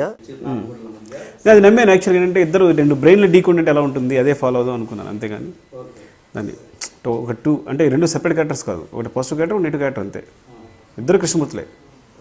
ఒకటి మన ఉన్న సిచ్యువేషన్ బట్టి ఒకటి పాజిటివ్ కనిపిస్తే ఒకటి నెగిటివ్ కనిపిస్తుంది, అంతే. సో ఈ 2 బ్రెయిన్లో ఢీకొన్నప్పుడు ఏం జరుగుతుందని చూపించడానికి ట్రై చేస్తాను తప్ప, సో వాళ్ళు కత్తి పెట్టుకునో లేకపోతే చంపడానికో లేకపోతే అలా ఆ ప్రాసెస్ అక్కర్లేదేమో అనుకున్నాను. ఎంతసేపు ఇతని ఎయిమ్ కూడా ఓన్లీ పాస్వర్డ్ సంపాదించడం వరకే ఇతని ఎయిమ్ ఉంది. దట్ ఈజ్ అంతే. ఎందుకంటే ఒక రెగ్యులర్ సినిమా అయిపోద్ది అనుకున్నాను. అటు ఇటు రివెంజ్, అటు ఇటు ఎత్తులు పే ఎత్తులు ఇస్తే ఇద్దరు మళ్ళీ ఒక రెగ్యులర్ సినిమా అయిపోతుంది. లాస్ట్లో నీకు చెప్పడానికి అవకాశం దొరకదు. నేను లాస్ట్లో చెప్పాల్సినంత నేను క్లైమాక్స్ ఏదైతే ట్విస్ట్ ఉందో అది చెప్పాలి. At the same time father emotion చెప్పాలి. ఇది నాకు చాలా స్పేస్ కావాలి ఇక్కడ. అలాగే విలన్ హీరోని బాధ పెట్టే ఎపిసోడ్ కంపల్సరీ చెప్పాలి. సో దీనికి చాలా స్పేస్ దొరికి, అలాగే మదర్ రివీల్ అవ్వాలి. సో ముందు సెకండ్ హాఫ్ అంతా ఫిక్స్ అయిపోయింది. దీని ముందు ఏమాత్రం ఎత్తు పై ఎత్తు వెళ్ళిపోయి హడావుడు చేసేసిన వీటికి స్పేస్ దొరకదు, నాకు టైం దొరకదు. ఫస్ట్ ఆఫ్ ఆల్ కావాల్సిన ఎమోషన్ దొరకదు. అంటే ఈ butterfly scene, butterfly painting avoid, అది ఆ వేలం తప్పించడానికి కోసమని కాఫీ షాప్ సీన్స్ అన్నది అది పర్ఫెక్ట్గా రిజిస్టర్ చేశారంటారా మీరు? అది చెప్పాలి చివరిలో. ఎందుకు కొన్ని చెప్పబుద్ధి కాలేదు అని కొన్ని అర్థం, మరి ప్రతిదానికి ఎక్స్ప్లెనేషన్ ఇవ్వడం ఎందుకని వదిలేశాను. అదొకటి. చెప్పాలా వద్దని తీసుకున్న టైం కూడా లేదు ఎడిటింగ్ రూమ్లో. You have no time to take, అంటే ఏంటి ఇది ఎక్స్ప్లెయిన్ చేద్దామా వద్దని తీసుకునే టైం కూడా లేదు. Edit and give. అంటే చాలామంది కొంతమంది చెప్తే తప్పించి నాకు తెలియదు. అంటే ఇది కేవలం కాఫీ షాప్ సీన్ అన్నది వేలం పాటను అవాయిడ్ చేయడానికి కోసమని అరేంజ్ చేసి, అది చెప్తే బాగుండేది, చెప్పలేకపోయాను. అది కరెక్టే. అది అంటే నాకు ఎందుకు అనిపించింది క్లైమాక్స్ ఇంకా ఎక్కువ ఎక్స్ప్లెనేషన్ ఇచ్చుంటే బాగుండేది క్లియర్గా కొన్ని విషయాలని.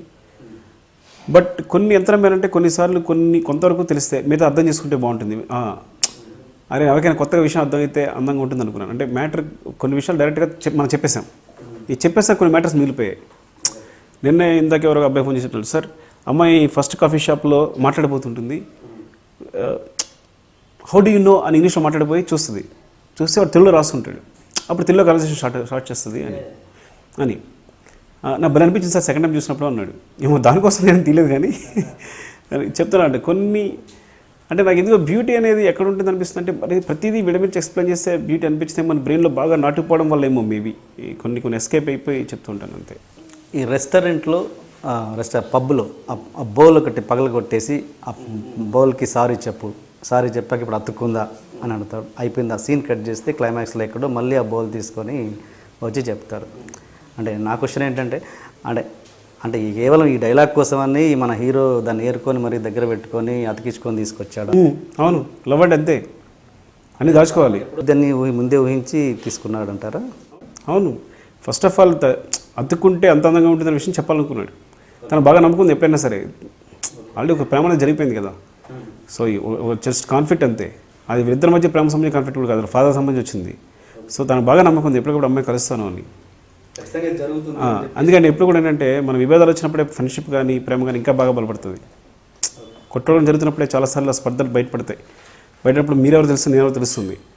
ఆ తర్వాత ఏం చేస్తాం, మళ్ళీ ప్యాచప్ అవుతాం. ప్యాచప్ అయినప్పుడు మీ లోపల నేను అంగీకరిస్తాను, నా లోపల మీరు అంగీకరిస్తున్నారు అని ప్యాచప్ అవడమే. అది పైకి చెప్పుకోం కానీ సరే వదిలేసే, ఏదో చేసేలే, నువ్వు ఏదో అన్నావులే అని, పోన్లేమ్మ నువ్వు కోపంలో ఉన్నావు వదిలేరా అని ఇలా ఉంటుంది కదా. సో అలాంటి ప్యాచప్ అనమాట.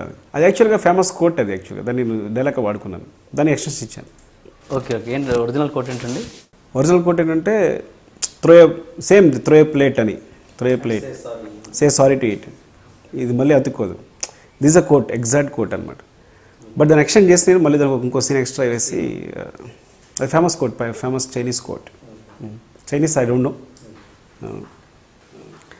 అంటే బస్ ఒకటి యాక్సిడెంట్ గ్రాఫిక్లో క్రియేట్ చేస్తారు, ఒక బాబుని తప్పించి. అవును. లాజికల్గా ఆలోచిస్తే అది ఆ అబ్బాయి సరే ఒక విజువల్ చూపించి వాళ్ళ మమ్మీకి చూపించాడు అనుకుందాం. ఆ బాబుకి అయితే తెలుస్తుందిగా వీడు నన్ను కాపాడలేదు మమ్మీ అని, అలాంటి ఎక్స్ప్లెనేషన్. అది డైలాగ్ కూడా ఉంది, తీసేసాం. అది ఏమంటాడంటే మదర్తో, నువ్వు బస్సు అంతా కనిపించలేదు. అవును మమ్మీ, నాకు బస్సు కనిపించలేదు మమ్మీ అంటాడు అని. కానీ ఎక్కువ తీసాం యాక్చువల్గా. వాళ్ళ మదర్ అడుగుతుంది ఏంటంటే, ఎరా బస్సెస్ నీకు కనిపించలేదా అని. నిజమే మమ్మీ, నాకు బస్సు కనిపించలేదు మమ్మీ అంటాడు. ఇట్స్ లైక్ నిజమే బస్సు కనిపించలేదని, కానీ మదర్ ఏమంటుంది నువ్వు బస్సు చూసుకోలేదా అన్నట్టే ఉంటుంది ఇద్దరు కాన్వర్సేషన్. నేను చూడలేదు మమ్మీ అంటాడు. సో నిజానికి ఆడియన్స్ చీట్ అంటే ఇప్పుడు ప్రతిదానికి ఇప్పుడు మీరు ఇంటర్వ్యూలో ఎక్స్ప్రెషన్ ఇస్తున్నారు తప్పించి ఇప్పుడు అక్కడ క్లారిటీ మిస్ అయింది కదా అని అంటున్నాను.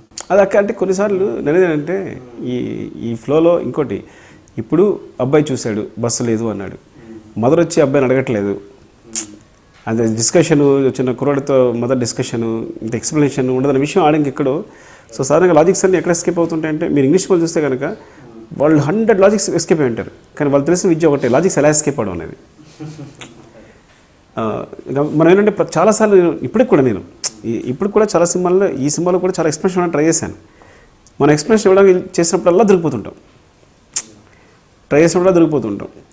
సో ఏంటంటే మెయిన్ సినిమాకి సంబంధించి బికాజ్ ఇంత నీడి 2.5 hours ఈ ఇంత లెంగ్త్లో మనం ఎలా ఎస్కేప్ అవుతున్నది అనేది ఇంపార్టెంట్ చాలా వరకు. సో అలా బస్సు నుంచి కుర్రాడే కాకుండా నేను కూడా ఎస్కేప్ అయిపోయాను.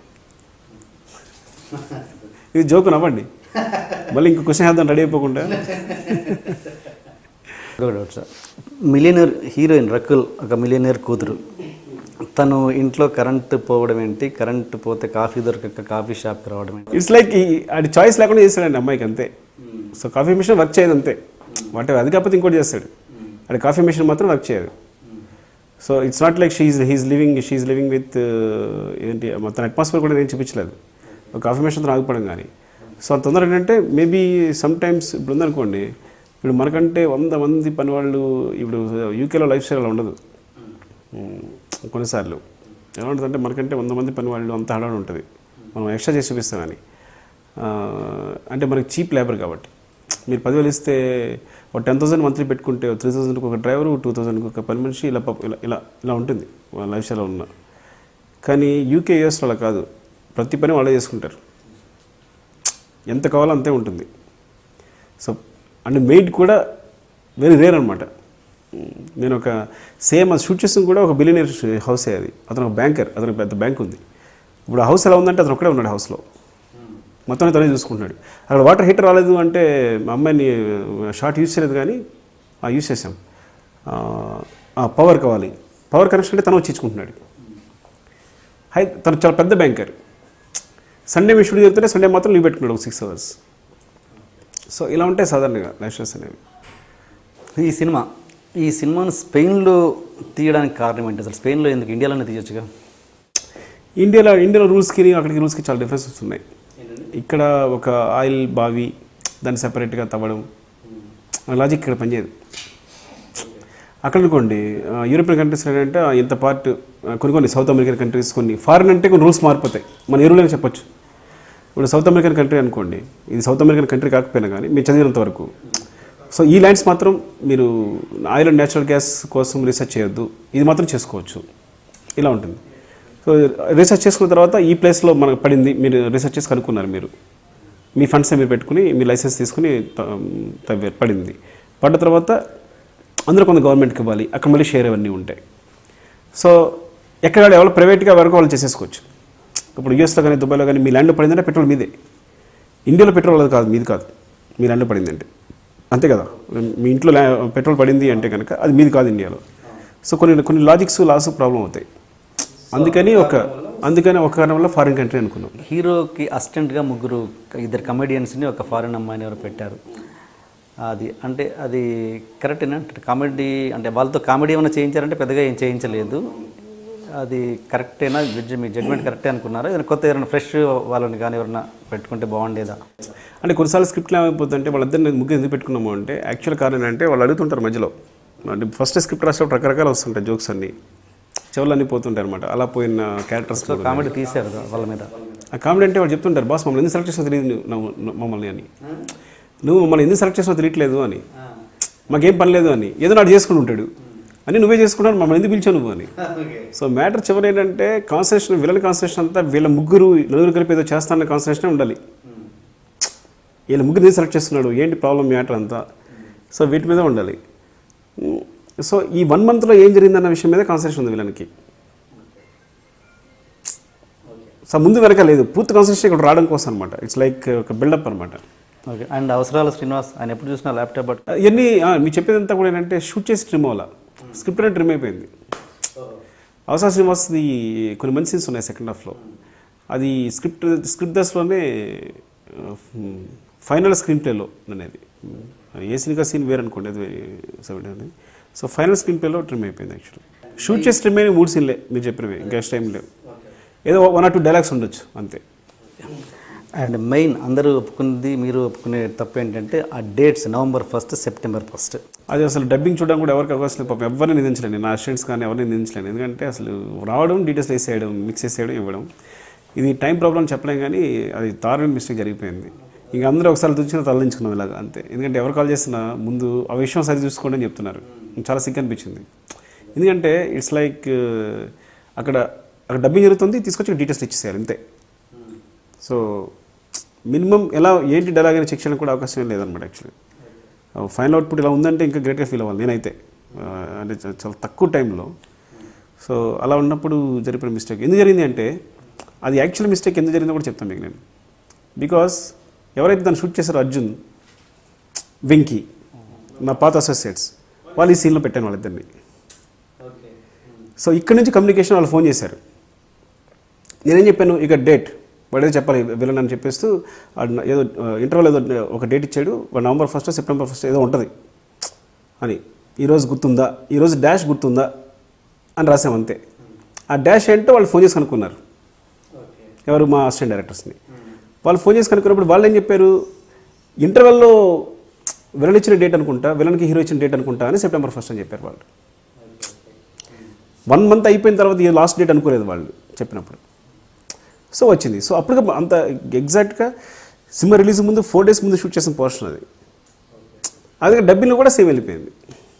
సో అలా జరిగింది వాళ్ళ మిస్టేక్. అంటే ఈ సినిమా ప్రాసెస్ అన్నది యాక్చువల్గా ఎప్పటి నుంచి మన స్క్రిప్ట్ దశ నుండి డబ్బింగ్ దశ వరకు ఆల్మోస్ట్ కొన్ని 100 మంది వరకునే చూస్తారు రకరకాల స్టేజెస్లో. షూటింగ్ దశలో, ఎడిటింగ్ దగ్గర, ప్రీవ్యూ షోలో ఇంతమంది చూశాక కూడా ఆ డేట్ అనే మిస్టేక్ ఎక్కడ జరిగింది, అసలు ఎవరి పొరపాటు అది? గురిగానండి తప్పు. ఎందుకంటే లాస్ట్ మినిట్లో ఒక మూవీ రిలీజ్కి చాలా దగ్గర టైం ఉందనగా మాకు ఈ ప్రీ క్లైమాక్స్ సీక్వెన్స్ ఏదైతే ఉందో, ఈ జయపర్ బాబు గారు మన ఎన్టీఆర్తో ప్లే చేసే గేమ్ ఏదైతే ఉందో అది లాస్ట్ మినిట్లో షూట్ చేశాను. Last minute in the sense 1 week back, shooting రిలీజ్కి ఇంకా 1 week బ్యాక్ వరకు షూట్ చేసాం. సో అప్పటికే మేము సినిమాకి సంబంధించి కంప్లీట్ పోస్ట్ ప్రొడక్షన్ వర్క్లో డే అండ్ నైట్ వర్క్ చేస్తాం. మాకు July 6th షూటింగ్ స్టార్ట్ అయితే January 6th, 7th వరకు కూడా మాకు లాస్ట్ వర్కింగ్ డే అయింది. అంటే ఎగ్జాక్ట్లీ 6 monthsలో సినిమా కంప్లీట్ అయింది. ఇంకా లాస్ట్ మినిట్లో January 13th రిలీజ్ అనగా రిలీజ్ అని చెప్పేసరికి ఇంకా డే అండ్ నైట్ వర్క్ చేస్తాం. మేము అందరం కూడా, ఆ డైరెక్టర్ గారు, మా టీం అంతా కూడా కంటిన్యూస్గా 92 hours పడుకోలేదండి. ఒక క్షణం కూడా ఇలా రెప్పగా వాల్చలేదన్నమాట. అంత వర్క్ చేసాం. అంత వర్క్ చేసినప్పటికీ కూడా ఈ పెద్ద మిస్టేక్ చేసేసాం అనమాట. అందుకోసం ఏంటంటే డబ్బింగ్లో ఉన్నాం, మేము డబ్బింగ్ ఇన్ఛార్జ్, డబ్బింగ్లో ఉన్నాము. ఈ ప్రీ క్లైమాక్స్ సీక్వెన్స్ అనేది మాకు లాస్ట్ మినిట్లో వచ్చింది. వస్తే మొత్తం రాజీవ్ కనకాల గారు, రసరాజ్ శ్రీనివాస్ గారు, ఇంకా ఫారిన్ క్రౌడ్ ఉన్నారు, వాళ్ళు హీరో గారు, జయపర్ బాబు గారు, వీళ్ళందరూ వచ్చి వెయిట్ చేస్తారు. అందరూ షూటింగ్ వచ్చినట్టు వచ్చారన్నమాట మా డబ్బింగ్ స్టూడియో పెద్దలై వచ్చి అందరూ వెయిట్ చేస్తున్నారు. ఎప్పుడు వస్తుంది అంటే మధ్యాహ్నం నుంచి వెయిట్ చేస్తున్నారు. వాళ్ళు కూడా అంత పెద్ద స్టార్స్ అయింది కూడా, వాళ్ళు కూడా వచ్చి వెయిట్ చేశారు. ఇంకా ఒక పక్క నుంచి మేము డబ్బింగ్ మిగతామని చేస్తూనే ఉన్నాం. ఇంకా లాస్ట్ మినిట్లో వచ్చింది. ఇక అప్పటికప్పుడు 2 థియేటర్స్ ఉంటాయి డబ్బింగ్ థియేటర్స్. ఒక థియేటర్లో నేను చూపిస్తున్నాను, ఒక థియేటర్లో కొలిగి ఇంకొక అబ్బాయి మాకు ఈ సినిమాకి తను వర్క్ చేయలేదు. మాకు అప్పటికప్పుడు అంటే మ్యాన్ పవర్ సరిపోక వాళ్ళు తను తీసుకొని వచ్చాము. తను తీసుకొని వస్తే తను మీ ఇద్దరం, నేను ఒక స్టూడియోలో కూర్చున్నాను, తను ఒక స్టూడియోలో కూర్చున్నాను. పక్కనే నేను హీరో గారితో రాజీవ్ కనకాల గారు వాళ్ళతో చెప్పిస్తున్నాను, మిగతా వాళ్ళని. తనేమో జగద్బాబు గారితో చెప్పిస్తాను అన్నమాట. అక్కడ నేను మొత్తం స్క్రిప్ట్ అంతా ఫాలో అయింది నేను అనమాట. తను పొరపాటుని నా September 1st అని చెప్పేసి తను చెప్పించాడు. స్క్రిప్ట్లో అయితే ఉంటుందిగా డేట్. ఆ స్క్రిప్ట్ కూడా, ఆ షూటింగ్ కూడా మేము వెళ్ళలేదు యాక్చువల్లీ. ఆ షూటింగ్ కూడా తనే ఫాలో అయ్యాడు. మీకు ఏదైతే ప్రీ క్లైమాక్స్ ఉంటుందో దానికి డైరెక్టర్ గారు ఆల్రెడీ ఆయన చెప్పారు, డైరెక్టర్ గారు లేరు. సో ఒక కెమెరామెన్ గారు ఆయన డిఏలో బిజీ, డైరెక్టర్ గారు ఎడిటింగ్లో ఆయన busy. So everyone post production ఉన్నారు. అప్పుడు అర్జున్ అనే అతను ఎవరైతే డైరెక్టర్ గారు మాట్లాడారో, అర్జున్ అని అతను మా సీనియర్ అనమాట. అతను వచ్చి ఆ ప్రీ క్లైమాక్స్ ఎపిసోడ్ని వేరే డైరెక్టర్ గారు వీళ్ళందరూ కూర్చొని మేము అందరం ప్రిపేర్ చేసిన దాన్ని అతను షూట్ చేశారు. చేశారు. అక్కడ మారింది ఏంటంటే, సో ఎవరైతే మేము ఈ అర్జున్ అని ఇంకొక పర్సన్, వెంకీ అని ఇంకో పర్సన్ ఉన్నారో, సో వాళ్ళకి ఇచ్చినప్పుడు వాళ్ళు మళ్ళీ లొకేషన్లో దాన్ని పేర్ చేసే ప్రాసెస్లో అక్కడ మిస్టేక్ జరిగింది. సో అది కంటిన్యూ అయిపోయింది అనమాట. సో మా దగ్గర ఉన్న దాంట్లో November 1 అక్కడ స్క్రిప్ట్ ప్రీ క్లైమాక్స్ ఎపిసోడ్ జరుగుతున్నప్పుడు అది కూడా జగత్ బాబు గారు క్లోజ్ లాస్ట్ డే చేశారు, వెరీ లాస్ట్ డే. సో అది డబ్బింగ్కి వెళ్ళింది అనమాట. ఈ పర్సన్ అక్కడ డబ్బింగ్కి వెళ్ళి చెప్పించినప్పుడు అతను September 1 అని చెప్పించేశాడు. సో మేము తిరిగి చూసుకోవడానికి ఇంకా లేదు, ఇంకా అప్పటికి యాక్చువల్గా ఇది ఏంటంటే అండి, ఆడియన్ గుర్తించిన తర్వాత మేము గుర్తించలేదు, అది ఆడియన్ గుర్తించిన తర్వాత మేము గుర్తించలేదండి, మేము ముందే గుర్తించాం. 1 day before early morning editing రూమ్లో చూసుకుంటే మిస్టేక్ కొడుతుంటే కాల్ చేసి మేము అందరు చెక్ చేసుకున్నాం. ఏంటంటే సార్కి తెలిస్తే బాధపడతారా, దీన్ని ఎలాగైనా రెక్టిఫై చేయాలి. కానీ ఎలా చేసినా సరే వర్కౌట్ కాదు. 1 day బిఫోర్ దాన్ని గుర్తించి ఆ ప్రాబ్లమ్ని మనం సాల్వ్ చేద్దారని ట్రై చేసినా సరే అవ్వలేదు. తర్వాత ఇంకా ఆడియన్లోకి వెళ్ళిన తర్వాత మిస్టేక్ తెలిసిన తర్వాత సుకుమార్ గారి రియాక్షన్ అంటే మీ మీద అసలు ఏమనలేదండి. నన్ను పిలిచారు, నన్ను అడిగారు కూడా, అరే మిస్టేక్ అయ్యిందిరా అని అన్నారు. అవును సార్, నేను కూడా మీకు ఆ రోజు చెప్పలేదు, నైట్ అంతా నేను ట్రై చేస్తాను, కానీ అప్పటికే ఎంగేజ్మెంట్ వెళ్ళిపోయింది, ముందు రోజే నేను ఆ ప్రాబ్లమ్ని ఐడెంటిఫై చేశాను, సారీ సార్ అని చెప్పాను. కానీ ఆయన అసలు ఒక్క మాట అనలేదు. కానీ కొంచెం బ్లండర్ మిస్టేక్ అయిపోయింది. బ్లండర్ కాదు, దారుణమైన బ్లండర్. దాన్ని ఇప్పుడు మళ్ళీ దాన్ని మీరు క్షమించక్కర్లేదు. దాన్ని ఇప్పుడు దాన్ని sorry TNR, sorry TNR. TNR చెప్తే అందరూ చెప్పినట్టే అని. అండ్ ఎండ్ టైటిల్స్ మీరు ఇప్పటివరకు ఎండ్ టైటిల్స్లో మీ వర్కింగ్ స్టిల్స్ ఎప్పుడు వేసుకోలేదా? ఇప్పుడు ఈ సినిమాలో వేసుకోలేదా ఎండ్ టైటిల్స్లో వర్కింగ్? Arya 2 కేసాను. Arya 2 ఓన్లీ Arya 2కి వేసుకున్నారు. అంటే ఇవాళ రేపు ఏ డైరెక్టర్ చూసినా ఇవాళ ఇండస్ట్రీకి వచ్చిన కొత్త డైరెక్టర్ కూడా ఎండ్ టైటిల్స్లో యాక్షన్ కట్ అని వేసుకుంటున్నారు కదా. మరి మీలాంటి ప్యాషనేట్ డైరెక్టర్స్ అంటే వాటిని బ్రేక్ చేద్దామని మీరు వేసుకోలేదా, లేకపోతే దాంట్లో ఇంకా వేరే అర్థం ఏమైనా ఉందా? అంటే ఒకటి కొంత ఎండ్ టైటిల్స్ కూడా అలా మొనటనస్ వచ్చింది, అది ఒప్పుకుంటాను. ఎలా వర్కింగ్ సైడ్ అనేది వచ్చినా కూడా దీనికి సంబంధించి ఏంటంటే, ఇప్పుడు హ్యాపీగా హీరో ఒక స్మైల్ ఇచ్చాడు, తర్వాత ఇంకే విజువల్ ఉన్నా పడదు. అది మన వర్కింగ్ స్టిల్స్ అవనివ్వండి, ఏదో అనివ్వండి, ఒకసారి హీరో స్మైల్ ఇచ్చాడు, దాంతోనే ఆడిన ఇదే ఫీల్తో బయటకు వెళ్ళాలి. మళ్ళీ తర్వాత మేము అందరూ నవ్వుతూ హ్యాపీగా అలా చేస్తూ వేసాం అనుకోండి, ఆ మూడు చాలాసార్లు ఎందుకో ఆ ఎండ్ టైటిల్స్లో ఫోటోస్ వేయడం వల్ల మూడు డిస్టర్బ్ అవుతుందని ఫీలింగ్ వచ్చింది నాకు. సంథింగ్ మేబీ అంటే ఇట్స్ మై పర్సనల్ ఒపీనియన్, నేను మరో అనుకోవద్దు. నేను ఎగ్జాక్ట్గా ఈ సినిమా ఫీల్ అయింది మాత్రం అదే. తను నవ్వితే ఇంకా అక్కడ తర్వాత ఏ విజువల్ వచ్చినా, ఏ ఫోటో వచ్చినా, దృశ్యపరంగా ఏదైనా సరే, ఏదైనా కావచ్చు, ఆ ఫీల్ బ్రేక్ అవుతుంది అనిపించింది.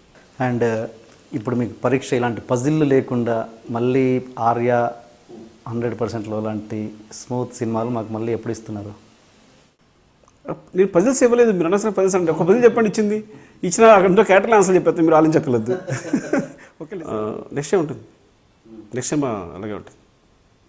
ఇవన్నీ చూసాక ఇంత మంచి మీరు ఒక ప్యాషనేట్తో సినిమా తీసిన ఇలాంటి విమర్శలు వస్తుంటే చూసి ఇవన్నీ వదిలేసి ఇక్కడ బాలీవుడ్ వెళ్ళిపోదాం రా అని ఎప్పుడు అనిపించదా మీకు? అనిపించిందా?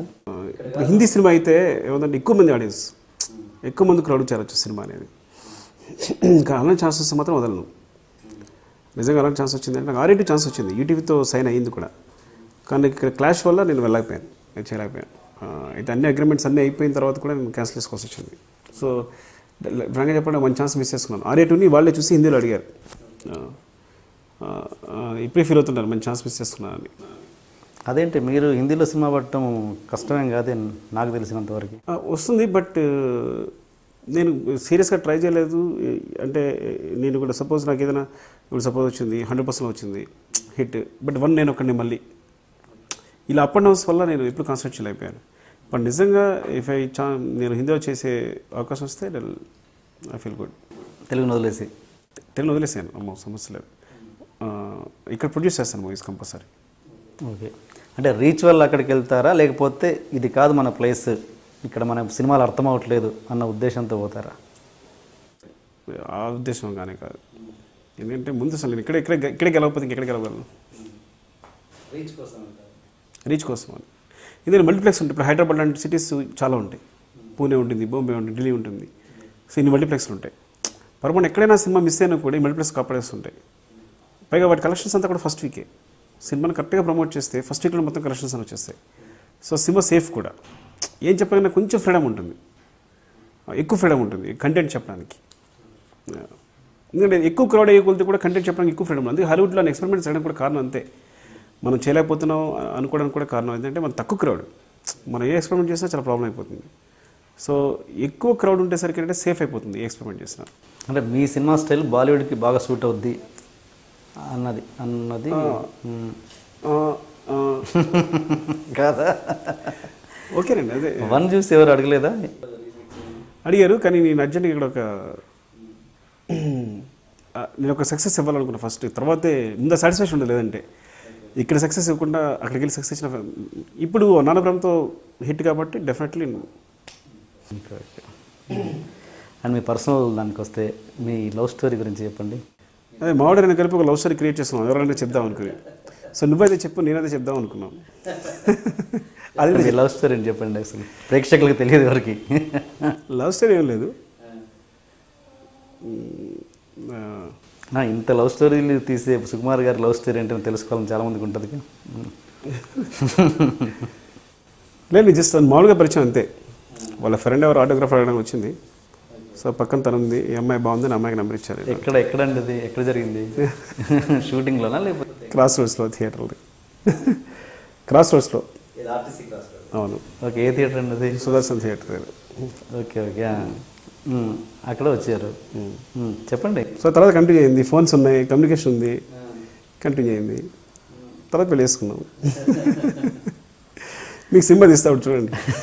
తీస్తున్నారా?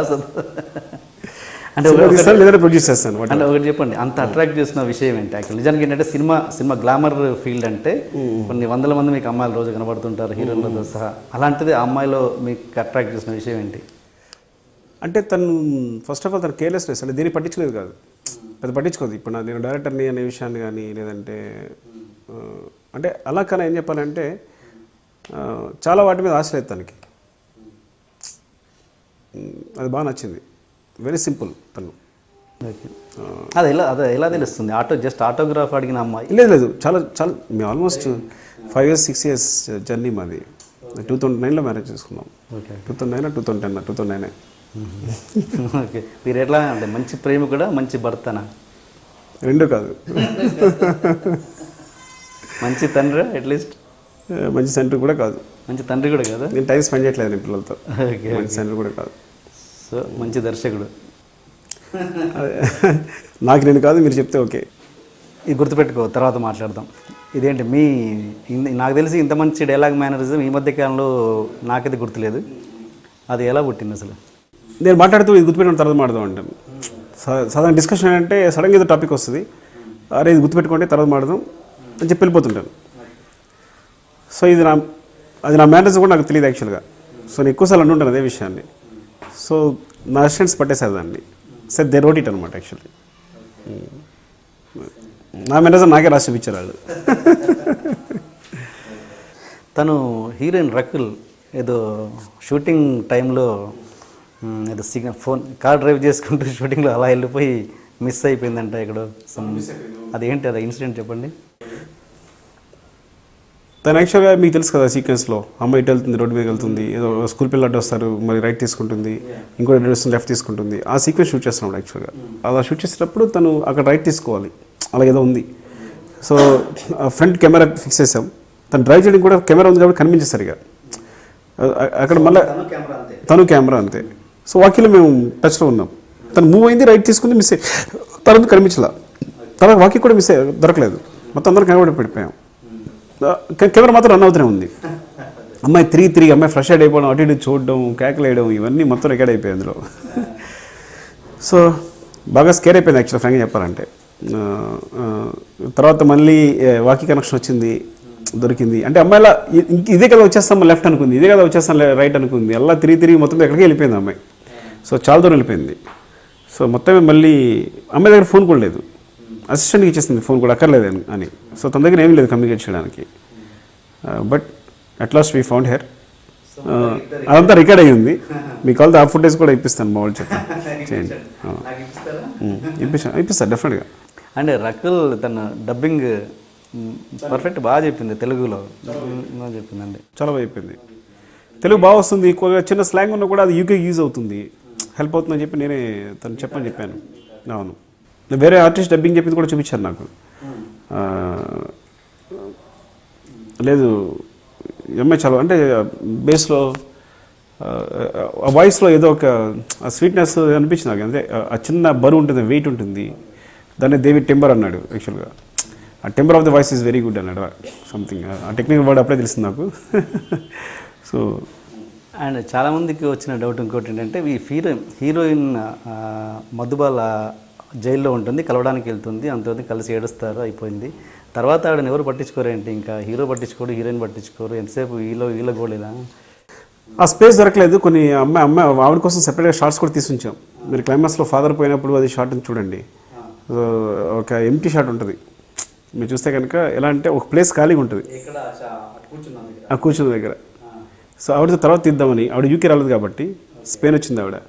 సో ఆ యూకేలో షార్ట్ తీసుకున్నాం సెపరేట్గా, కానీ కుదరలేదు, సమయభావం. అగ్రిమెంట్లో చేద్దాం మ్యాటర్. సో అలాంటి కొన్ని మిస్ అయ్యాయి తప్పదు. ఓకే, అసలు కాదు మీరు అంటున్నారు కదా తొందరపడతారు, ఈ డేట్ ఇలా ఫైనల్ తొందరలో మిస్ అయింది డేట్ చెప్పడం అంటున్నారు కదా, ఇలా ఎందుకు జరుగుతుంటాయి? అంటే సినిమాలేమో సంవత్సరాలు తీస్తారు, ఇంకా రిలీజ్ అనంగా ఈ టెన్షన్ పడతారు ఎందుకు? మామూలుగా మీరని కాదు అంటే మామూలుగా సినిమా అంటే కొన్ని మిస్టేక్స్ అనేవి మరీ బ్లండర్స్ జరగవు. సెప్టెంబర్ 1 నవంబర్ 1 నాడు ఏ సినిమాలోనూ జరగవు. అంత దారుణం ఏ సినిమాలో జరగదు నాకు తెలిసి. నా సినిమాలో జరిగిందేమో, ఇంతవరకు నేను చరిత్రలో చూడలేదు ఇలాంటి జరిగింది. ఎందుకంటే we started July 5th start చేసిన సినిమాని, June 13th అంటే ఒక పెద్ద కమర్షియల్ హీరో సినిమా, వెరీ బిగ్ మూవీ, ఇంతమంది ఆర్టిస్టులు. సో 6 monthsలో location recce, post production, 3 locations, UK, Spain, India, songs మొత్తం అన్నీ కలిపి టోటల్ ఒక 6 monthsలో అంటే ఇప్పుడు లేదనుకోండి, మేము మిస్ అయ్యాం. ఒక జనవరి డేట్ మిస్ అయితే మేకి వెళ్ళాలి, మేము సమ్మర్కి వెళ్ళాలి, మధ్యలో మంచి డేట్ లేనే లేదు. సో మళ్ళీ సీజన్ రావాలి అంటే 4 months అనుకోండి. టోటల్గా ఇంత మనీ మీద ఇంట్రెస్ట్లు ఇవన్నీ, సో ప్రొడక్షన్ అంటే చాలా ప్రాబ్లం అయిపోద్ది. మీకు నిజంగా కరెక్ట్ ఇంకా ఎన్ని రోజులు ఇస్తే దీన్ని పర్ఫెక్ట్ అవుట్పుట్ ఇచ్చేవాళ్ళు? ఇంక ఇస్తే ఇంతకన్నా సూపర్గా ఒక 0.5% అవుట్పుట్ ఎక్స్ట్రా ఇచ్చేవాడిని. 0.5% ఎక్స్ట్రా. ఇంకొక 6 months ఇస్తే ఒక 0.5%, 1% ఎక్స్ట్రా అవుట్పుట్ ఇచ్చేవాడిని. ఎందుకు ఎలా అంటారంటే మీకు 99కి 100కి చాలా డిఫరెన్స్ ఉంటుంది. 99% స్క్రిప్ట్ అవ్వచ్చు, షూటింగ్ అవ్వచ్చు, చాలా ఈజీగా అయిపోద్ది. బట్ ఆ 1% ఉంది చూసారా, ఫెనస్ అంటే చూసారా, ఆ 1% చాలా కష్టం అయిపోద్ది. చాలాసార్లు సీన్లో కానీ పర్ఫార్మెన్స్ కానీ ఏదైనా సరే 1% దగ్గరే ఉంటుంది, అక్కడే కష్టమైపోద్ది, అదే టైం తీసుకుంటుంది యాక్చువల్గా. బట్ ఈ సెప్టెంబర్ నవంబర్ 1%లో రాదు, అది ఎందులోకి రాదు. ఇందులో చరిత్రకి ఎక్కుతాను, ఇష్టంలో ఎక్కించండి నన్ను అలా. మరీ దారుణండి సెప్టెంబర్ 1 నవంబర్ 1 అంటే మీరు ఒప్పుకున్నారు కాబట్టి ఇంకెవరు అడగరు, ఇంకా అడిగే సాహసం చేయరు. ఒప్పుకోండి అంటే ఒప్పుకోకపోతే కాదు, నిజంగా నిజంగా చెప్పండి, ఒప్పుకోకుండా ఎలా ఉండగలని చెప్పండి. డైరెక్ట్గా ప్రూఫ్ దొరికిపోతుంటే. కానీ ప్రాసెస్ చెప్పాను, ఎందుకు జరిగింది కూడా చెప్పాను కదా నేను. ఇట్స్ లైక్ న్యూ టీమ్స్, కొత్త టీమ్స్ అనమాట, 2 వాటి మధ్య కమ్యూనికేషన్ అనమాట. ఎలా తెలుసా మీకు చూపించడం కూడా, 2 reels జంబో ఉంటుంది, ఇలా చూడడం పంపించడం. ఫ్లోలో సినిమా నేను మొత్తం చూడలేదు ఒకేసారి. నేను ఫ్లోలో సినిమా చూడడం అనేది థియేటర్లో చూశాను అంతే. అసలు చూసాక అందరు ఎక్స్ప్రెషన్ ఏంటి? జగపతి బాబు గారిది కావచ్చు, జూనియర్ ఎన్టీఆర్ గారిది కావచ్చు, అది చూసి ఏంటి ఆ విషయం మీద దీనిలో బెస్ట్ ఎక్స్ప్రెషన్ జగపతి బాబు గారు. ఆయన నైట్ ఆగలేకపోయారు, చూసి మా ఇంటికి వచ్చేసారు 4 o'clock, morning 4 o'clock. Morning 4 o'clock వచ్చేసి మొత్తం మా ఇంట్లో అందరు పలకరించి, ఐ థింక్ మా అమ్మగారికి చెప్పి, అది నాకు చాలా బాగా అనిపించింది. మా అమ్మగారి దగ్గర కూర్చొని మీ అబ్బాయి అని, ఇంకా ఆయన చెప్పే మాటలు నేను చెప్పకూడదు కానీ, లేదు వద్దు, లేదు అంటే ఈజ్ గుడ్ అని, ఈజ్ వెరీ బ్రెయిన్, చాలా గుడ్, చాలా బాగా తీసాడు, చాలా మంచి డైరెక్టర్ అవుతాడు, అయ్యాడు, వాట్ ఎవర్. నీకు తెలీదు మీ అబ్బాయి ఏంటో నీకు అమ్మ అని మా అమ్మకి చాలా చెప్పారు. మా రోజంతా మా అమ్మ చాలా ఆనందంగా ఉంది, క్రౌడ్ ఉంది, నవ్వుతూనే ఉంది మా అమ్మ రోజంతా.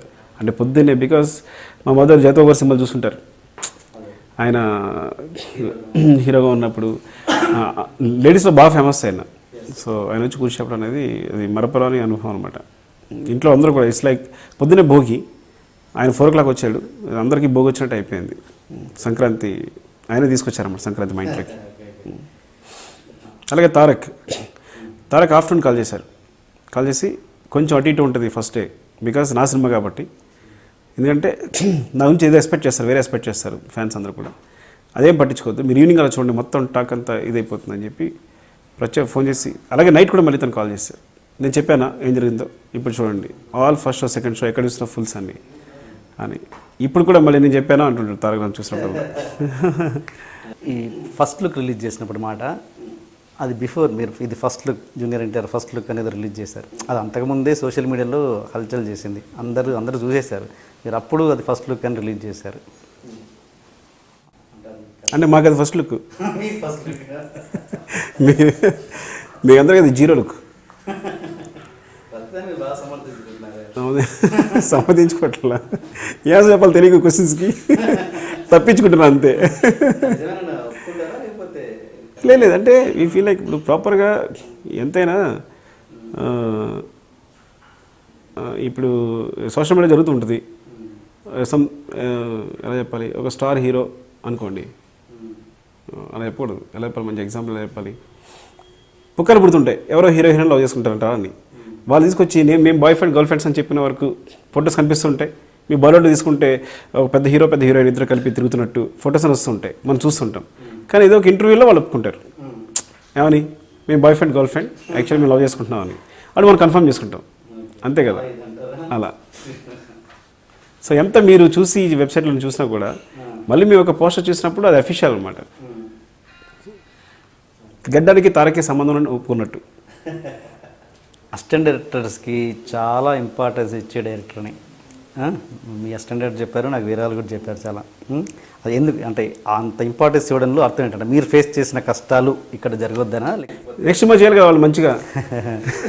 అలా ఏంది సుకుమార్ గారు అనుకుంటే చాలామంది వస్తారు. సుకుమార్ గారు లేదంటే ఫస్ట్ ఆఫ్ ఆల్ ఏంటంటే నేను టైంని చాలా ఇప్పుడు ఎలా ఉంటుందంటే లైఫ్ అనేది చాలా చిన్నదండి. ఎప్పుడు మనం తినే ఫుడ్కి ఇప్పుడు ఈ పొల్యూషన్కి దీనికి ఎప్పుడు ఉంటాం ఎప్పుడు పోతాం కూడా తెలియదు. ఈ మాట అనకూడదు కానీ ఎలా అంటే సో ఎక్కువ స్పెండ్ చేస్తుంది. ఇప్పుడు 1 hour అయినా 10 hours ఈజ్ స్పెండింగ్ 1 hour అంటే ఇట్స్ మోర్ వాల్యుబుల్. 2 hours మన ఇద్దరం స్పెండ్ చేస్తున్నాం అంటే ఈ టైంలో మీరు అదని ఇదని. సో నేను ఇంట్లో ఫ్యామిలీ కానీ వాళ్ళతో స్పెండ్ చేసే టైం చాలా ఎక్కువ. ఒక 1 year 2 years కలిసే ఉంటాం, ఆల్మోస్ట్ పొద్దున వస్తారు నైట్ అంతా కలిసే ఉంటాం, మాట్లాడుకుంటాం. అంటే ఇంకా నా వైఫ్కి నాకు కన్నా నా మదర్కి నాకు కన్నా నా ఫాదర్ నాకు కన్నా రిలేషన్షిప్ ఎక్కువ మాకు, అన్నీ షేర్ చేసుకోవడం కానీ కష్టాలు సుఖాలు షేర్ చేసుకోవడం కానీ. సో అంత ప్రేమించుకోలేకపోతే ఒకరినొకరిని ఈ టైం అంతా వేస్ట్ అయిపోతుంది. ప్రేమ ఉంటే ఇట్స్ అదొక హెవెన్లో ఉంటుంది. ఒకరి గురించి తాపత్రయపడడం కానీ ఒకరి గురించి ఒకళ్ళు కన్సర్న్ తీసుకోవడం కానీ అవన్నీ. సో అందుకని నేను కేవలం అంటే ఆ టైంని జీవితాన్ని కరెక్ట్గా ఉపయోగించుకునే ఉద్దేశం అనమాట, అంతే, ఇంకేం లేదు. మీకు ఇప్పుడున్న జనరేషన్లో మీకు నచ్చిన డైరెక్టర్ ఇప్పుడున్న జనరేషన్లో అంటే మ్యూచువల్ అవుతుంది కానీ రాజమౌళి గారే. ఎందుకు మిమ్మల్ని ఇంటర్వ్యూ చేశారన్నా అంటే ఇంకా చాయిస్ ఇవ్వలేదు ఆయన. ఇప్పుడు చెప్పిన ఈ మాట వాల్యూ లేదు కూడా. ఎందుకు లేదంటే రాజమౌళి గారి కన్నా బిగ్ ఎవరు లేరు, అంత ఎవరైనా చెప్తే ఆ మాట వాల్యూ ఉంటుంది. ఇప్పుడు రాజమౌళి గారు సూపర్ అని చెప్పినా కూడా దాని వాల్యూ లేదు. ఎందువల్ల లేదంటే హీస్ దట్ మచ్ బిగ్. నేను చెప్పే ఈ కాంప్లిమెంట్కి అదే రాజమౌళి గారు నా గురించి అని చెప్పారనుకోండి, దానికి వాల్యూ ఉంది. సో అలా ఉన్నప్పుడు ఈ మాట తప్ప ఇంక వేరే అవకాశం లేదు. అప్పుడు మీ ఫీలింగ్ ఏంటి ఆయన మిమ్మల్ని ఇంటర్వ్యూ చేసినప్పుడు? అదే చెప్పాను కూడా చాలాసార్లు, మీకంటే అదే నా ఫ్రీక్వెన్సీ నిలబడుతుంది. ఇంకా కూడా చాలాసార్లు డిప్రెషన్కి వెళ్ళిపోయినా నేను రాజమౌళి గారు నచ్చిన డైరెక్టర్, నేను రాజమౌళి నచ్చిన డైరెక్టర్ 10 సార్లు అనుకుని ఐఎమ్ బూస్టింగ్ మై కాన్ఫిడెన్స్ అనమాట. మీరు తెలుగు ఇండస్ట్రీకి సెకండ్ ప్లేస్ అనుకోవచ్చా ఆఫ్టర్ రాజ్? అసలు ప్లేస్లు ఎందుకండి, హీరో హీరోయిన్ పెట్టినట్టు ఇక్కడ కూడా ప్లేస్లు పెడతారు.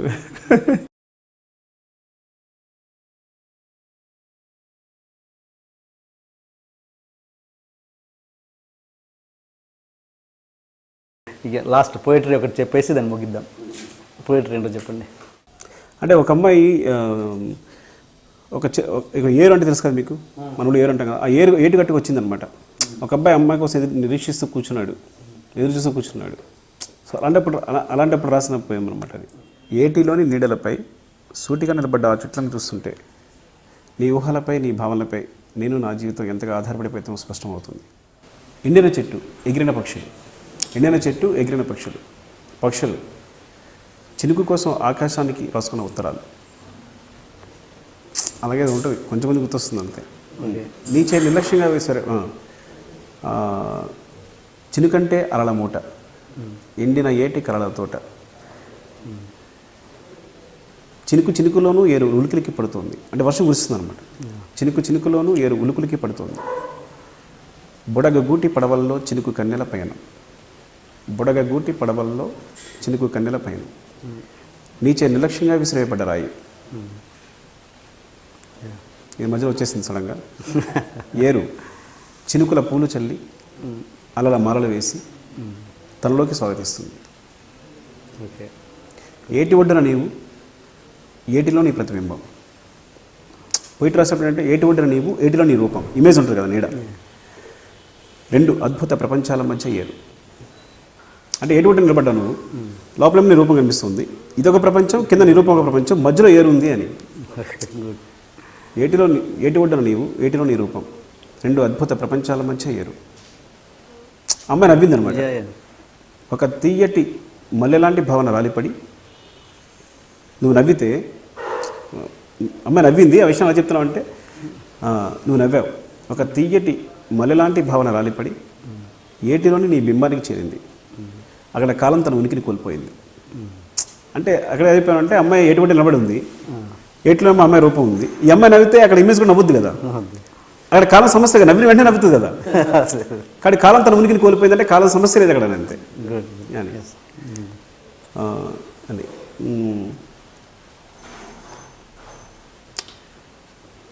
ఏటిలో విత్తిన నీ చిరునవ్వులు ఈ రాత్రికి ఎన్ని వెన్నెలై పండుతాయో. ఏటిలో దాగిన ఇంకోటి కూడా ఉంది అక్కడ, మంచి పాయింట్ ఉంది. ఎలా అంటే అమ్మాయి వెళ్ళిపోతుంది, అక్కడ నుంచి వెళ్ళిపోతే వీడు వచ్చి చూస్తాడు అన్నమాట. బయటకు వచ్చి అమ్మాయి అంతవరకు నిలబడింది, అమ్మాయి ఇమేజ్ ఉంది అక్కడ. సో అమ్మాయి వెళ్ళిపోయింది. వెళ్ళిపోతే నేను పరిపరిని వచ్చి అక్కడ నిలబడి చూస్తాను అని. అక్కడ నా రూపం నన్ను చూసి నవ్వుతుంది. అప్పుడు తెలుస్తుంది నాకు నువ్వు నేను ఒకటేనని. ఎలా అంతవరకు అమ్మాయి ఉంది, ఏట్లో వాటర్లో అమ్మాయి రూపం ఉంది. అమ్మాయి వెళ్ళిపోయిన తర్వాత వీడు పరిగెత్తుకు చూస్తాడు, ఇంకా ఆ అమ్మాయి రూపం అక్కడే ఉందేమో అని పరిగెత్తుకు చూశాడు. చూస్తే అమ్మాయి రూపం లేదు ఇక్కడ, వీడే కనిపించాడు. అప్పుడు తెలుస్తుంది నువ్వు నేను ఒకటేనని. అంటే నీ రూపం నా రూపం ఉందంటే రెండు ఒకటే కదా అని. Very good. ఒకటేనని. ఇలా ఏదో ఏదో ఉంటుంది. మీరు వాడారా మీ కవితలు ఎప్పుడన్నా, సినిమాలో ట్రై చేశారా? వాళ్ళదండి. త్రివిక్రమ్ గారి డైలాగ్స్ మీద మీ ఒపీనియన్ ఏంటి?